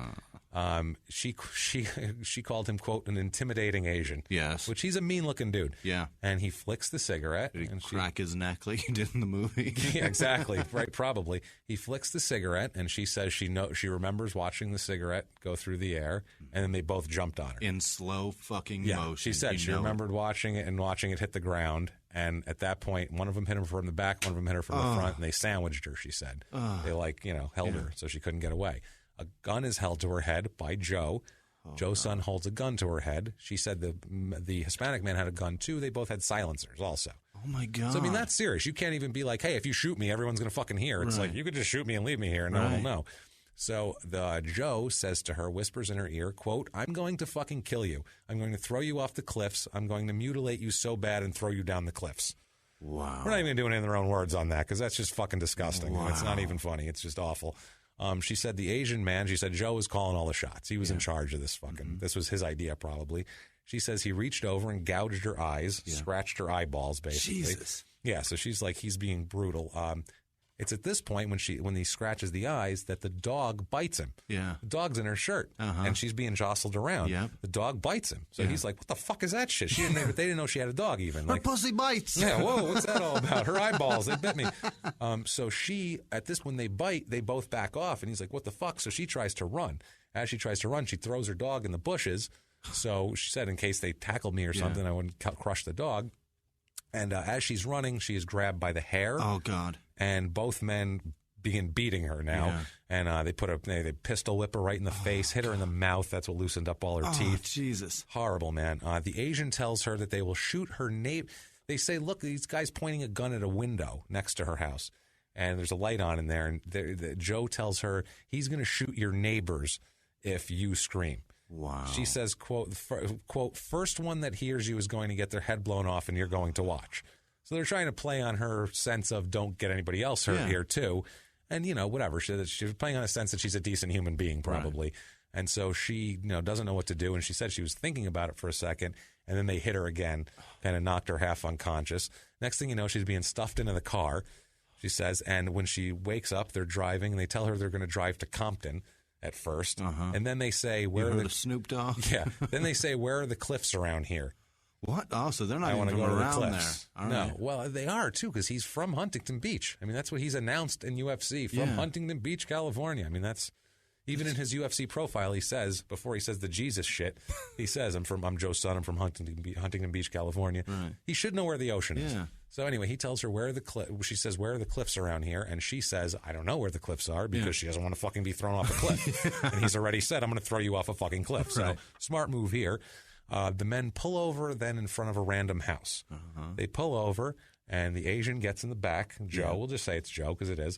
Joe gets in the back and tells her, quote, bitch, take your clothes off. I can't. You just beat the fuck out of me. Not something you want to hear while someone has a fucking gun on you. This is worse than Dave Meggett. This makes Dave Meggett look like a fucking gentleman. This is disgusting, man. Puts a gun to her ear and told her that he has no problem shooting her. He later on, he'll take the bullets out of the gun and count them in front of her as he puts him back in. Like he's fucking tormenting this poor girl. It's fucking horrible. This is horrible. This is the worst thing I've ever heard in my life. This isn't just like all of our guys up to this point who have been rapists, and they're all shitbag. If you're a rapist, you're a piece of shit. But I mean, all of these guys, they're a different kind of piece of shit. They're in there. They want to get whatever they have off, and then they fucking take off. This guy is enjoying not just that, but torment. He's living this and loving it. Oh yeah, and then later on. 12 years later or 8 years later, we all laughed at him. Try 18 years. Oh, 18 this happened. 7 years later. 7 years later. We all laughed at him and enjoyed him. Millions of people. I hate that movie so much now. You have to. He tells her, quote, I needed a beach girl for my Christmas present to myself. Wow. Then I'm going to throw you down. I want to make sure the cops see you. Oh my God. What he tells her. So he's scaring the shit out of her, obviously. He knows what to say. Yeah. He's a real gentleman. She starts stopping at this point and thinking, how can I get out of this? They're going to kill me. How can I get them to not kill me? She's a survivor. She's a fucking survivor. And she doesn't just give in. And she is a survivor, man, to get through this. And she says she has an idea. She had just gotten, this was back in the day when if you wanted a picture, someone had to mail you a physical picture of something. You can't email a picture or something. Right. She had just gotten a few days earlier a picture of one of her friend's babies who just had a baby. Sent her a picture, and it was in her wallet. Nice. So she's saying, that's my baby. I just had a baby. You can't, please don't kill me. I have a child, blah, blah, blah. She's thinking maybe this will do it. Right. Maybe what can fucking do it? She's trying every angle. She told him, you need to let me go because I have a baby. Right. I need to take care of my baby. And so whatever. He said he wasn't going to let her go after she saw him now. Right. He said, I'm not going to let you go now. I think his exact words were, bitch, I'm not going to let you go after you've seen me. So, I mean, literally, everything he said started out with bitch, which, number one, it says a lot about him. She said that she had a smart idea then. She said, you gouged my eyes out and knocked my contacts out. I can't see anything. Oh, brilliant. She said, I can't see anything. So you guys jumped me in the dark and scratched my contacts out. I couldn't fucking pick you out if you tried. Right. Like, I don't know you people. Right. Like, she's smart, man. She's trying. She said the men got very quiet at that point, like they were thinking about it. Like, shit, did she not see us? Fuck. She's got a point. This is good. So she was like, are they buying this? Fuck, like this is a pretty big decision whether are they buying this or not. It's literally what she said. Like, are they buying this? Right. Like, hopefully they're buying this because otherwise they're going to throw me off a cliff. Right. Then they took turns raping her. Oh God. Holding the gun in her face, saying they're going to kill her. Forcing her to perform oral sex on them at gunpoint and sodomizing her and every fucking horrible thing you could do to a person, they're doing to her in the back of this car. Jesus Christ, I wish somebody would come out on the lawn or something in the house there in front Where of are him. the goddamn cops just accidentally driving by? Where are Tom Payne's fucking police officers? This is horrible, right? This gets worse. Oh, my God. How much worse can it get? The Asian, Joe, Joe at this point decides that he tells the other guy that he wants to rape her with the gun, too. Oh, Christ. So he does that, which is horrible. And this is after he reloaded it in front of her, so she knows it's loaded. Don't move. Too. So she's thinking... I can't squirm. This is going to go off at any moment, too, and fucking kill me. So she's like, what's the more horrible thing? Could this get any worse, basically? Which, no, it can't. No. So she's, freaking out about that. Eventually, they're done with all this, and they tell her, get out of the car. They throw her out of the car. Yeah. She's naked. Yeah. Out in the, outside. Right. Joe tells her to get on her hands and knees and puts the gun in her forehead. Okay? So this is not looking great at this point. No. And also, she's trying to look up and talk to him, and he's telling her to keep your head down, which that's a bad sign, too. She feels like he's about to shoot her, which is insane. Just then, the other man throws his jacket on top of her. The Hispanic gentleman throws, and he's not a gentleman. In a moment the piece of clarity. of shit fucking guy that was with him throws a jacket on her. You look cold. Take this. And... the Asian guy, Joe, freaks out, and he says, what the fuck are you doing? Right. And you're kind of cramping my style here. And the other man says, quote, she's cold, man. So this woman... she's also bleeding, sore, and dying at the moment. But this woman at that point said, I reached him. I got one of them. He gives a shit about me as a human being. Because that's the thing. It's they always talk about this with serial killers. They want to dehumanize their people. They got to make them trash. Yeah, they have to. That's the only way they can do it. A lot of them, it's the only way they can do it. You look at like Richard Speck. Richard Speck with the nurses. He only raped one of them, and that was the one he had tied up or face down on the couch because she was dehumanized. Once he talked to them, he couldn't do it anymore. So it's that sort of thing. And she's thinking, okay, maybe I have a chance here. But Joe pushes the gun against her head harder, and says, 1, 2... This is the fucking worst. And then stops, reaches down, or puts his head down by her ear and says, by the way, bitch, Merry fucking Christmas. Run, go. Oh, my God. And tells her to fucking go. You're no Santa, bro. Wow. That's the worst. Now, guys, you really want to see that YouTube video of someone punching his nutsack into fucking oblivion, don't you? What a dickhole. Holy shit. So she runs to a nearby house, calls 911, and before she goes to the hospital, the police take her to the complex, to the apartment, to point out where she was and to see if there was any evidence there. And also, too, because she wanted to find her dog. Yeah. She threw her dog. Right. So she's like, my fucking dog is out there. She's still a nice enough person to give a shit about her dog, even in this trauma. I would have forgot I had a fucking dog. She's dying. Yeah. So she ends up finding her dog. Oh, my God. That's the Christmas miracle. The dog was wandering around. She said even the cops were like, oh, thank God she found it. Oh, like they were like high-fiving that she found it. Like, meanwhile, she hasn't even been to the hospital yet. She's covered in blood and God knows what else. Great police work, Johnson. So, yeah, great police work. Good job. So Joe's DNA is matched. You really collared that one. All right, you're really. That was. Even you thought that was bad. You're covering your face in embarrassment about that. Yeah, that's what happens. That's what happens when you try to pun. One folks. too many. Jesus. All right. That's like trying to get that. I need a bath. That's like trying to get that extra fart out, and you just shit your pants. That's what happens right there. I'm telling you, man. But I bet they said that when they high-fived. Yeah, definitely. So they ran his DNA just regular, like you would take from any other felon, ran his DNA through the database and said, oh, my, a hit. Whoa, would you look at that? Lucky. Yeah, police show the lineup to her. She immediately picks Joe out. He was number 5 on the sheet, by the way, in case you're wondering. So number 5, like 0 and 5 is like 0 and 5, exactly. That's probably why they did it. Let's be wise asses about this. Hey, you want to fuck with him a little bit? Let's do it. Let's make him number 5. Let's put Hackney right next to him, too. The guy who beat his balls off. So she says to police, that's the face I see every night when I go to sleep, right there. So she's pretty fucking positive about it. Police told her who You never forget stuff like that. Police told her who he was, and when she found out, she went home and she found out who he was. Yep. This is 2008, so you can look people up on the internet. Yep. She looked him up, and then she looked over at her video collection and realized she had Austin fucking Powers in her video collection. And she burned that motherfucker she said she went over to it and destroyed it. Absolutely. She went over to it, and she was just blown away that number one, he was out there like that he didn't go into hiding or anything. And number two, she said he was in my home. He's been in my home for 10 years. I've had this movie forever. He's been in my home for 10 years. I put this on and I've laughed at that, not knowing this was the guy that fucking tortured me. The worst. That's like 10. That's another. I can't imagine what that has to feel like. Like when somebody wrongs you, and then that's so amazing. Gross. And it's sitting right there, and she's watching, didn't know. Like that's horrible. God damn it! And then they tell you, like they tell you what he's been in, and then you search it and you find it out for yourself. Fuck, man. I can't even imagine. He's an actor and a fighter, and she was like, "What? He didn't go into hiding? What's going on here?" And this is. Not only did he not go into hiding, he like put his face out for the entire world to Everyone see. saw Austin Powers. I mean, $300 million in the theater or some crazy shit. Now, it's crazy. This is what I have to tell you guys right here. The reason why we love you guys as our audience, this is our Christmas episode.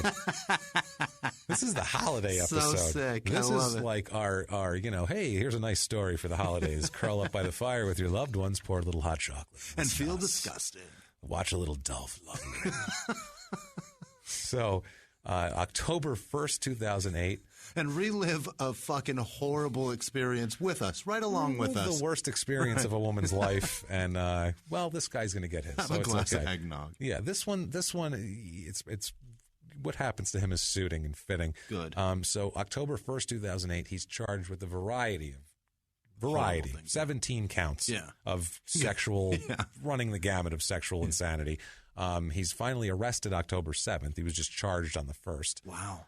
He got 6 days to marinate on that shit? Well, Ouch. That's when they matched the DNA was the first. So they immediately charged him when they matched, and then they had to go find him. Right. They had to work up the warrant, and they had to go find him and all that. Go tell the prosecutor, hey, we matched the guy. It was 17 counts that, if convicted, he faced up to 275 years in jail. Holy shit. Yeah.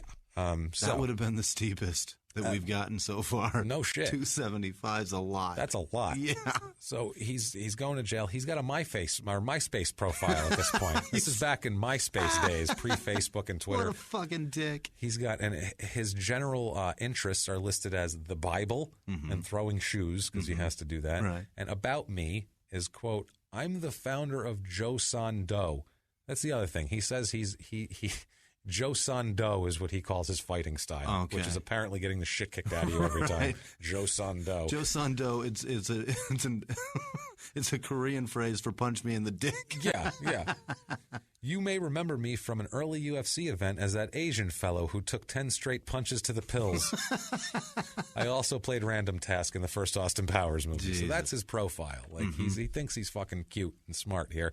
Now, Orange County Deputy District Attorney Eric Scarborough gets the case. Okay. Now, you would want like a hardcore, hardened guy who's been for 20 years on the beat. Like, I'm going to get this guy. Like I got all the others. You know what I mean? It's his first day on the job. It's literally day one. Scarborough's a pretty tough name, though. It is. He said, quote, it was my first day. I had been on the job in sexual assault for maybe a half an hour. Oh, my God. He said he just pulled the first random case. There's a ton of cases. He just pulled a random task. Random task. I was going there. Yeah. He pulled a random case off, and it was Son. Just happened to be. Wow. And, so his automatic thing is, okay, we got this guy. Where's the other guy? Because they haven't matched DNA of the other guy at all. Where's the fucking other guy? Yeah. And Joe's saying, I don't know what you're talking about. Yeah, Joe's saying it ain't even me. Even though there's DNA matching him to it and her description going, that's the guy and the DNA. Right. He's going, I don't know what you're talking about. So he's not talking, basically. Right. So this is not great. They get the old sketches that they had, the composite sketch, because that's all they have is that composite sketch. They put it out to the media to see if maybe anybody has it. Some time goes by, nothing happens, and then the DA's office, Eric Scarborough there, gets an email from a random guy. Yeah. Just an email saying that he doesn't know anything about the case at all, but he went to high school with Joe's son, and the other guy in the poster looks like his buddy that he hung out with every day in high school. Oh, shit. Here's his name if you're interested, basically. I don't know anything about this, but I do know this guy. Yeah, so his name was Santiago Gaitan. Sounds good. Is his buddy. I'm in. Let's That's talk his buddy. to him. Yeah, so the police have no DNA for Santiago because since this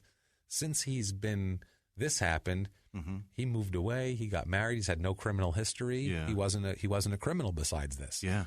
He's got no criminal history. He's got a family. He's got a wife and kids. He just moved away and started a life like that, and it shit never happened. It was 18 years before that. Let's be honest. If your foray into crime happens to be that moment, you're probably scared straight. And you're like, I'm never doing that shit ever again. I'm not hanging out with Joe anymore. Right. Me and Joe are not buddies anymore. No, I'm busy tonight, dude. I can't. I don't want to go. Fuck you, Joe. So, yeah, he is... Lose my number. Stop sending me those butthole pics. I'm out. Shit. I'm out of your life. Butthole pics. So they have no DNA, but they know of this guy, and they don't even know if it's the right guy. But it sounds good. It sounds pretty right. Seems to match. This was right after high school, so this would seem right. So they find Santiago Gaetano, and they stake out his apartment. Or Gaetan, they stake out his apartment. Okay. Within a half hour, you think they're like, she could be here for fucking days. Who knows? Within a half hour. He comes outside carrying a trash bag, about to throw his garbage out. So he's in an apartment. He's going to the dumpster. But inside that bag is a lot of shit. He's got the garbage bag, and luck would have it, he's drinking a sun-kissed orange soda bottle. Perfect. A bottle, too. So you it's bet. got the ring. And first of all, that's some trashy shit. Drinking sun-kissed orange soda. It's a very Spanish thing to be doing. I like orange soda, yeah. I like orange soda right out of the sometimes. bottle, too. When I was like 8, I really liked it with pizza. It was good when I was a little kid. I was like, orange soda and pizza. Now I don't want any fucking orange soda anymore. You know what I mean? So they watch him do this. He throws the garbage in and then tosses the bottle on top of it. Takes his last swig, tosses it in. So he goes inside, and the cops are like waiting. They fucking run out of the car to go bag up a bottle. And I think about it too. This is the funny thing here. Like these guys, they wanted to be cops. Like they probably were thinking, like, I'm gonna fucking chase people. I'm gonna be chasing them down. I'm gonna shootouts with people. It's gonna be exciting, and I'm gonna be, talking hostages out of buildings. And no. You're waiting for some fucking middle management dude to throw away his sun kiss so you can climb in the dumpster and retrieve it. Take his last swig of Freedom Sun-Kissed so you can rob it from him. You're putting a shit bag away, but I don't think in terms of excitement this is what the police had in mind when they signed up for this shit. You don't want to sift through an apartment complex's dog shit bags to get to that. To pick sun-kissed bottles out of a dumpster. Right. So they get Gaetan in here, or they take the bottle in, they test it. Big shocker, it matches. Gaetan. Boom. So he has, like I said, minimal criminal history. He's got a wife, a family, typical guy, plus rape, I guess. So not so typical. That ain't no typical man. No, that's not typical. So D.A. Scarborough here, he's preparing for trial for this because he's like, I'm going to fucking skewer these guys. Yeah. When he realizes that the statute of limitations for rape and kidnapping had both expired. What the fuck? He's like, I don't know what to do. Those were the charges. Yeah. It was all the sexual charges that had to do with rape, the sodomy, to this, to that, the force held. What do you do from there? That's it. They're all statute of limitations are up. It's over. Like he can't do anything about it. So everyone's worried they're going to have to let them go because they have a very limited amount of time here. They can hold them, right? Yeah, because he's got lawyers too. Right. So he's, he says he just sits down and he's like, tries to figure something out. What am I going to do? What am I going to do? So he opens up the law books, cracks the law books, and starts looking for something. Yeah. And he finds out one thing that he can charge them with that has no statute and fits very well. Attempted murder? Torture. Oh, nice. Torture has no statute of limitations. Holy shit, really? Because it carries a possible life sentence. So possible life sentences have no, that's how they do, that's the difference. If it's got a life sentence attached to it, it has no statute. So murder has no statute of limitations. But there's a lot of things that could fall under torture. I got an Indian burn when I was a kid, and I was like, you're an asshole, man. That's torture. That was a smart move on his part. Yeah. He's like, how are you going to, you sit me down with a jury and tell them that's not torture to do what they did. And it's true. No doubt. Said what they did to her. And he really took in the way that they were saying they were going to kill her and counting out the bullets and all that. He's like, that's torture. And jamming a fucking loaded gun into a woman. That's all the physical stuff, too. But they meant like the mental shit. He was trying to build a whole case of torture. Good. So January 2011 now, Gaetan, his attorneys approached the prosecutors for a deal. He's not stupid. They have DNA. He's like, I'm not going to go to jail forever. Right. So, and also, too, this guy, Christ, he probably forgot about it. You know what I mean? No, he didn't. He didn't forget about it, but I mean, he didn't think it was going to come, anything was going to happen. As he was throwing out his trash, he wasn't thinking about it. No, that's what I'm saying. Right. He wasn't thinking, he wasn't walking around every day going, when are they going to catch me? He was like, that happened, whatever. But if Joe called him that night and was like, dude, remember when we raped that chick? You'd be like, totally remember that. Totally. That was crazy. Good times. You were nuts in high school. Merry Christmas. Want to go look at some lights? Fuckheads. So the victim, they asked the victim at this point, they go, hey, would you be okay with a plea deal? Because these people tormented you. Yeah. So they want to say, would you be all right? If you're not okay with that, we'll take this fucker to court, too. You betcha. But if not, we'd like to get him in and, clean it up. And so she says, fine, plea him out if he will. Because also, too, he wasn't the horrible one. He was horrible, but he wasn't the... She really thought that Son was the most sadistic. Right. She but kept saying how sadistic he was. Right. But also, too, if you get him to plea... He's already into the system now, and you got somebody that can testify against that fucking asshole. That's another thing. Right. So the victim agreed it was okay. So the only thing she had was, it's all right with me as long as he confesses. Yeah. I want him to have to allocute in court. Because in court, that's sometimes you have to say what you did, and sometimes they make deals where you don't. That's like, whatever. Well, this deal was you do. You have to say everything. So he does it already. He gives a full description. He really? tells everything that happened in court. He spills the beans in court. He told that whole fucked up story again. He had to. Oh, my God. It was either that or he's getting life in prison. Yeah. So he tells the whole story, and also, too, includes Joe in the whole story, obviously. And so Joe's still saying, no, I don't know what you're talking about. And that's two guys, two DNA matches to them, the victim identifying him and his partner, who was also matched by DNA and is definitely scientifically there, both saying he was the guy, and he's going, I don't know what you're talking about. I was in Austin Powers. What do you mean? That's nasty, you guys. That's nasty. That's nasty. That's not me. That's nasty. Like, that's bad. Really? That's your response to that. Jesus Christ. That's bad. Sly Williams' aggressive anal warts were nasty. This isn't nasty. This is another level of nasty. This is no good. So the judge gives Gaetan 17 years, 4 months in prison. That's what he gets for this. Okay. 17 years, 4 months. That's a plea. Pretty good. That's pretty good. And judge, based on the circumstances, I can't imagine he's going to get a lot of early parole opportunities. I can't imagine the parole board's going to go, we got to get this guy back out on the street. Yeah, what he did was fine. Sure. The Joe refuses a plea.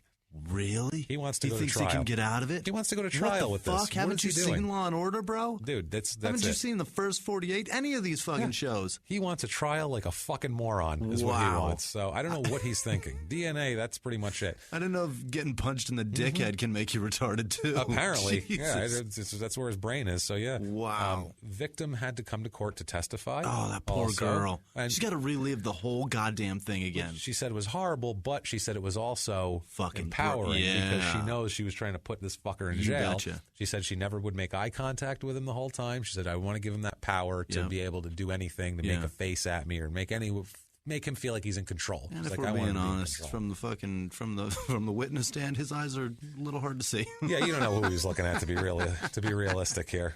So she does that. She gives detailed testimony, very disturbing to jurors to have this woman recounting bit by bit. That 4-minute bit you telling it was enough. Now imagine in court brutal. with detail. That was So most of the jury was crying at the end of her testimony. I can imagine. Yeah, if you're a defendant and the victim goes up and testifies and the jury is sobbing, you're fucked.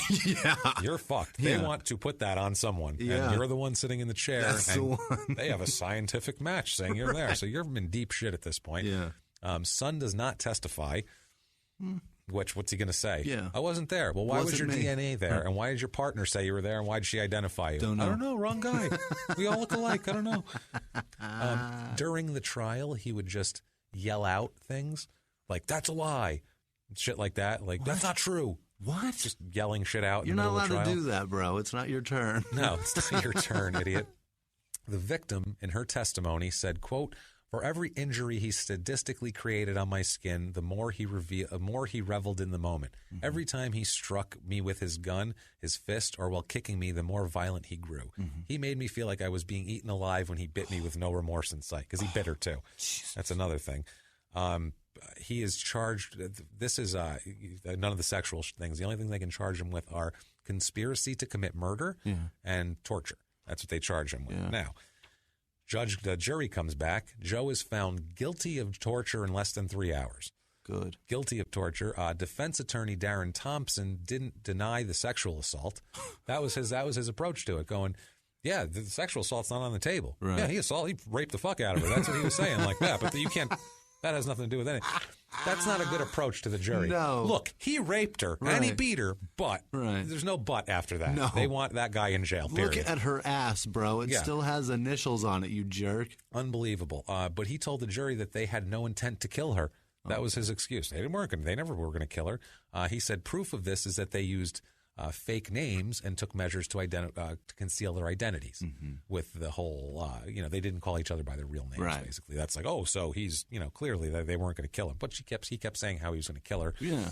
Who knows? Anyway, Son is found not guilty of conspiracy to commit murder. What? That's the one there. So that's the one that held the fucking big penalty. Yeah, sort of. They both had it. Yeah. They were both deep. Torture's you don't want to get convicted of torture. Yeah, you're in deep shit. He is with, but not guilty of conspiracy to commit murder. Okay. Because I guess they couldn't prove. The jury said, well, who knows? That they wouldn't have made. To me, I just think that was one of those where they were like, I don't know, that's a little shady. That's a little iffy, but he definitely tortured. Listen, I would have said guilty. Yeah. He's telling her he's going to kill her. Both. He's counting bullets out. Yeah. He's asking where the cliffs are after he said he was going to. And the other part is one asks, where's the beach? And then they both fucking ambush her. That's ridiculous. It's pretty well choreographed. They knew what they were doing. Yeah. Now, on the whole charges on the because people were like, how come he wasn't charged with rape? And so the DA spokeswoman, Farah Imani, said, quote, we didn't proceed on the sexual assault charges based on the statute of limitations. So the sexual assault charges were not taken to a jury. The only count he was found guilty of was torture. But based on that count, he still faces a minimum sentence or maximum sentence of 15 years to life. Mm-hmm. So that's what they want here. Now, sentencing is September 9th, 2011. Okay.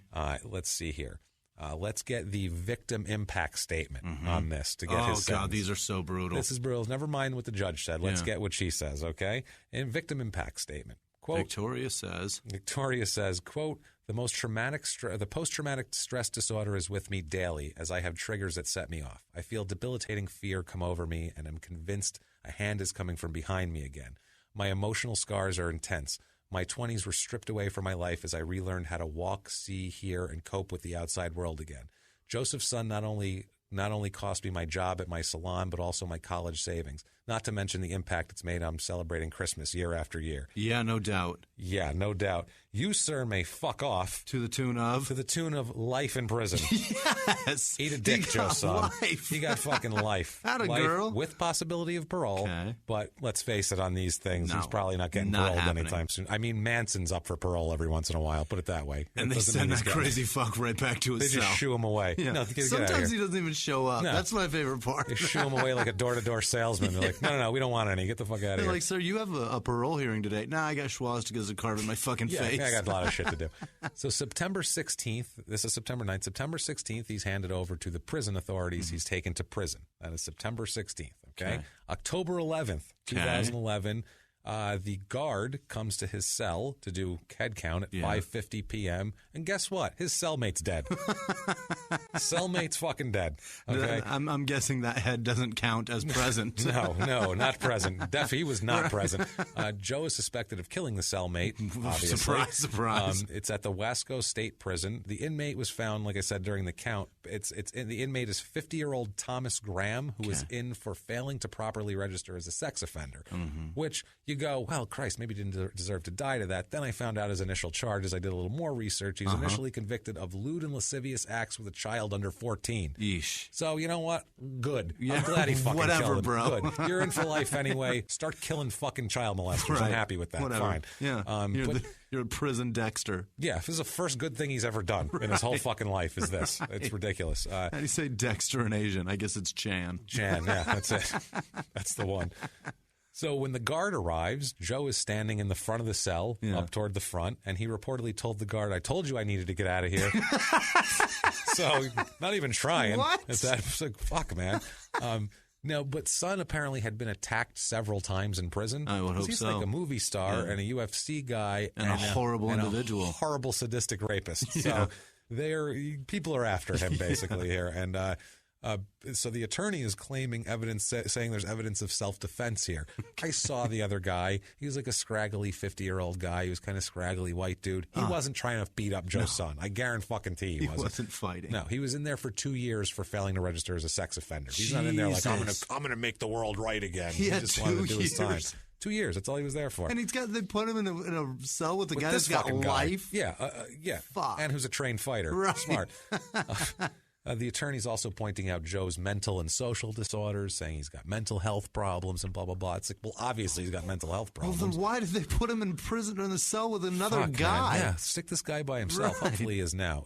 Now, September 12th, 2013 here.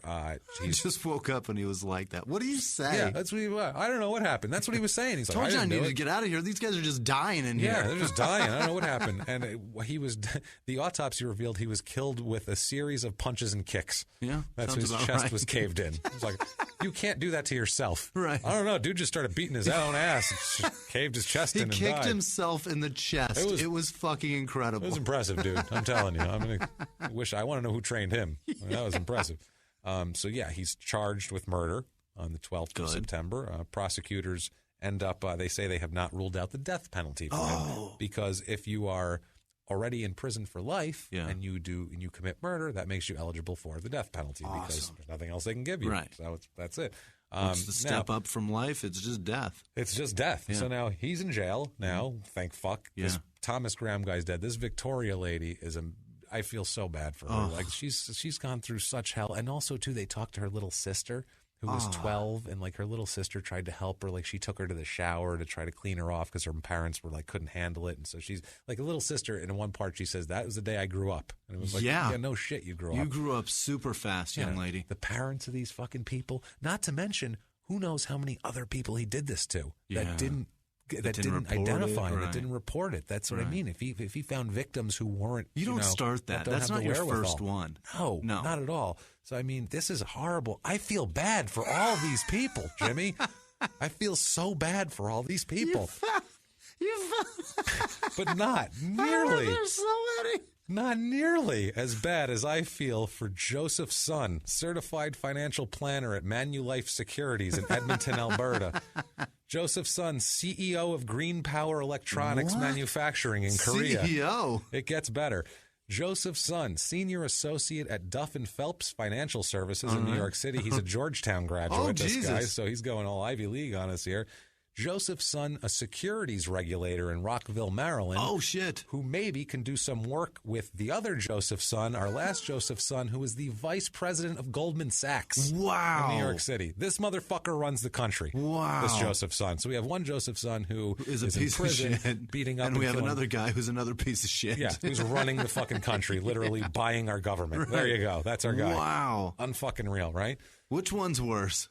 Jesus Christ, really? Which is worse? It's hard to decide. God damn it. Fuck, man. Goldman Sachs is a really shitty organization. They've done a lot of shitty things. They've done a lot of damage, but I don't think they've ruined... They've not gun raped anybody, I don't think. Thankfully. I don't think they've even like just focused on one person to ruin. No. They just want to ruin all of us together. They just want to turn our pocket, turn us upside down and shake us out for loose change. So September 29th, 2013, Joe pleads not guilty to the murder charge. I didn't do it. Not me. So, there's a guy. December of 2014, Sun files an appeal.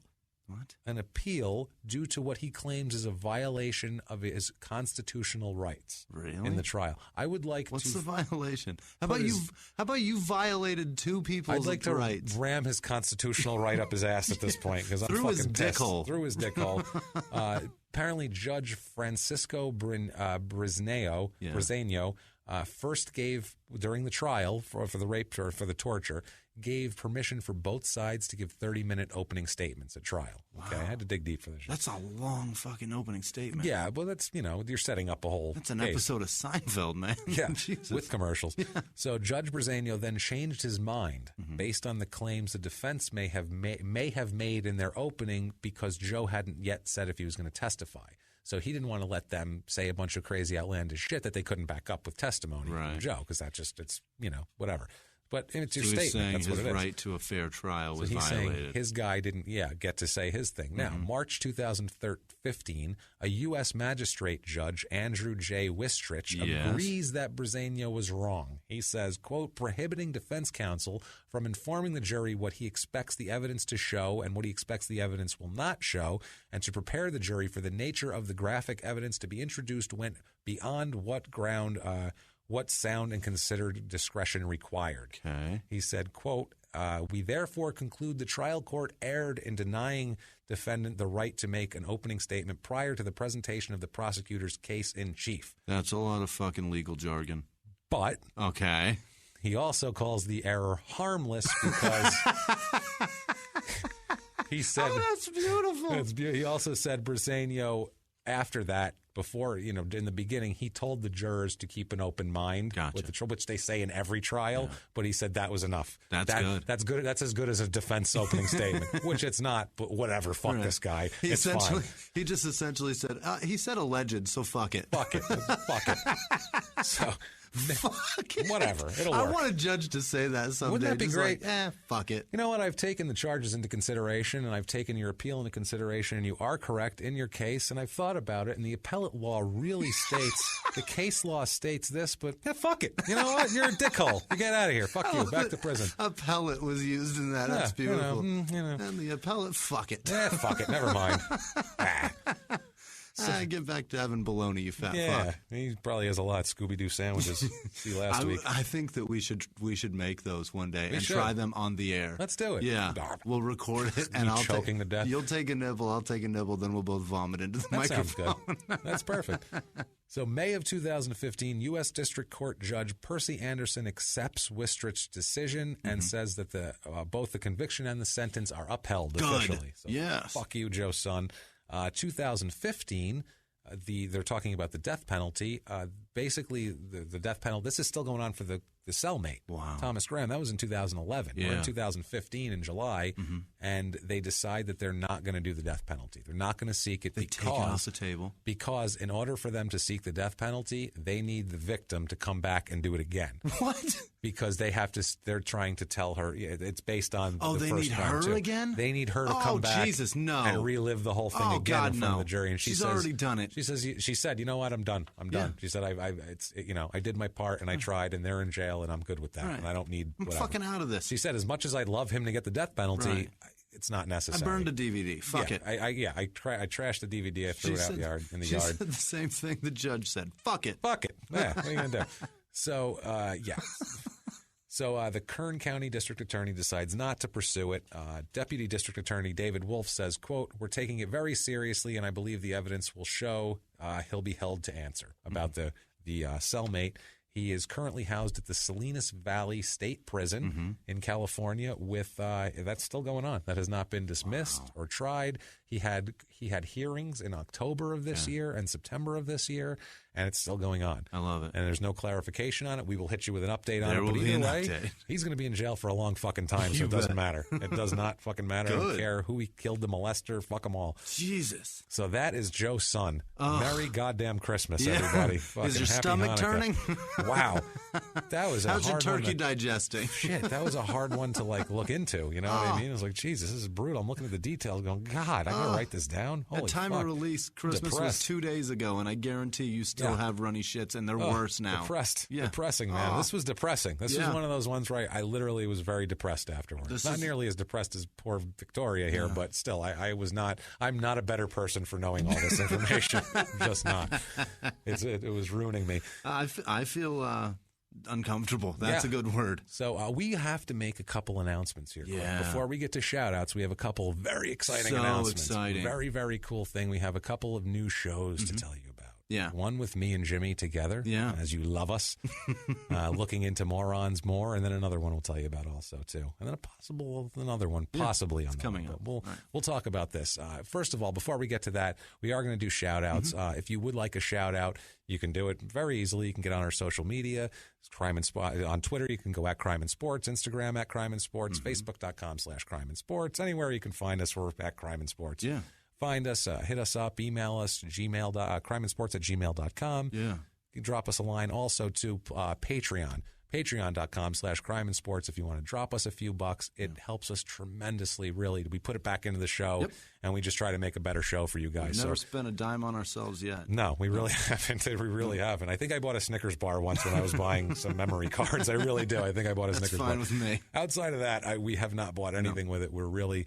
it's all about that. It's so all if for you the want to help us out, and making this show better, because you guys are what matter, and we want to make it better for you. So. We really do. And also, too, keep your iTunes reviews coming. That means the world to us. That helps us move up. It helps us get new sponsors like Blue Apron, like you heard from this week, and like you're going to hear everything. By the way, Mac Weldon is going to be delivering to England very soon, to the UK. So UK people that were asking us about that, they are coming to you. But let's get that out of the way here. We'll do the shout-outs in a minute, but let's announce this first. What do you say? I love it. We are coming out with a new podcast. Yes. Don't worry, Crime and Sports will still be once a week. Just the same Crime and Sports you've always liked and loved, or whatever, show up for you, or don't hated, worry. or whatever. We'll be here. We're going to do something new also. We are going to do a show, and we're going to call it Small Town Murder. And what we're going to do is we are going to go into little weird unknown cases from around little small towns places. And it's all over the world, too, we're going to do. But if there's a little town, a little backwards-ass town, with some fucked up, shady with some dealings. fucked up, weird deal. You know how making a murderer, to me, the most interesting part of it, more than the case, more than the DNA, more than everything, was the town and the dynamic of this guy knew this guy and they knew the family, so they didn't like that family and they said this one about this, and then the DA did this because she knew this guy, and it's all they're just finger fucking each other like crazy, and it's all so weird and shady, and we think that's going to be hilarious. And my sister lived in that shithole town that Making Murder is from, and she has told me that it's exactly like that. And I bet. Her husband, my brother-in-law, looks exactly like that, man. They all are like Asians. Just white hair, white face, white everything. That's exactly right. They're all a bunch of white Joe Sons running around up there. It's hilarious. Well, we think that is going to be so interesting. I found some cases that are just wild and funny and hilarious, and it's going to be it's a lot like this, where it's going to be obviously funny as hell, and we're gonna go up these small towns' asses with these murder cases. Kind of like, remember on A&E City Confidential? Yeah. It's kind of like that, I can't wait. But with us instead of the fucking guy with the weird voice. We can't wait. With plenty of jokes to go around. Also, too, one more podcast. I'm going to be doing a podcast me and Jimmie have another one in the works besides those two, so don't worry, we're coming out more. But we also have a podcast with myself and Sarah Hunt, who is our social media person. She makes all the funny memes and all the shit like that. She's hilarious. And we're going to do a podcast about making fun of romantic comedy movies. That's it. She has seen them all, and she hates them, and she lets we sit there and make fun of them and yell at them. So this is going to be us taking apart a different romantic comedy every week. Fantastic. So, and not a live watch or anything like that. We're going to go through it kind of like we do here, except with a movie. And run it down, and fucking everybody's an asshole. Trust me, it's going to be hilarious. That's going to be hilarious. That will be coming out the beginning of the year. And then our other Small Town Murder, probably about a week into January. We're probably going to try to get the first one out to you guys. So keep an eye on that. Please spread the word when you do. We're going to put out one of those fucking shitty preview episodes, 4 minutes. The ones that we hate. The ones that we fucking hate. But we're going to say the whole time how stupid it is that we're fucking doing this. And hopefully you guys can get us, Because we're not assholes, goddammit. We're not going to milk you for everything. No. We're going to lambast ourselves just as much as we'll fucking point out douchebags and idiots. That's what we do. That's what we do. So please support us in our endeavors. And I promise you this, that any show that we do, we will not put any less effort into it than we put into this. It's going to be maximum effort, and we're going to give you the best show humanly possible. Did you just quote Deadpool? I love it. I've never seen that, so I have no fucking idea. He says maximum effort in front of everything. I don't watch movies. I hate them. That's right, you do. Fucking hate contrived bullshit. Oh, it's 20 minutes. A plot point must be coming, and it's on point. Perfect. Fucking movies. Movies, and there's two things I don't like anymore: is movies and cereal that I'm pissed off at. Movies and cereal. You take out your rage on cereal? I do. I love cereal. Why are they fucking with my cereal, Jimmie? I'm not even kidding. What are you talking about? Okay, when I was a child, there was no blue Fruit Loops. No. There is no fucking food in nature that's that color fluorescent blue. And don't tell me fucking blueberry because they're purple. Eat shit. They're fluorescent blue. Everything else, yellow, there's lemons. Green, there's limes. Red, there's cherries. They all make sense. Oranges aren't. Bullshit. And also, too, what the fuck you doing adding green ones to Apple Jacks? The yellow ones weren't good enough for all of us? They all taste the same. Fuck me. I don't care. I don't want the blue ones. Let's talk about our listeners. Let's do shout-outs. They're who matter. Let's do shout-outs. This week, I got a laundry list of new people that have been commenting and liking and being actually involved in stuff. And you guys are what matters. So Nick White, George at Campenbauer. I don't know what the fuck that is. I think it's his last name. Anyway, Jimmy Toseland, Mick Chrismer, Keith Purdy, who is Miss Purdy. What was her first name? God damn it! It starts with a J. Purdy. I forget. Jessica Purdy? It's Jess Purdy. It's Jessica Purdy. Yeah, okay. She's great. That's her husband. And she got him listening, and now they fucking argue about That's terrific. And listen together.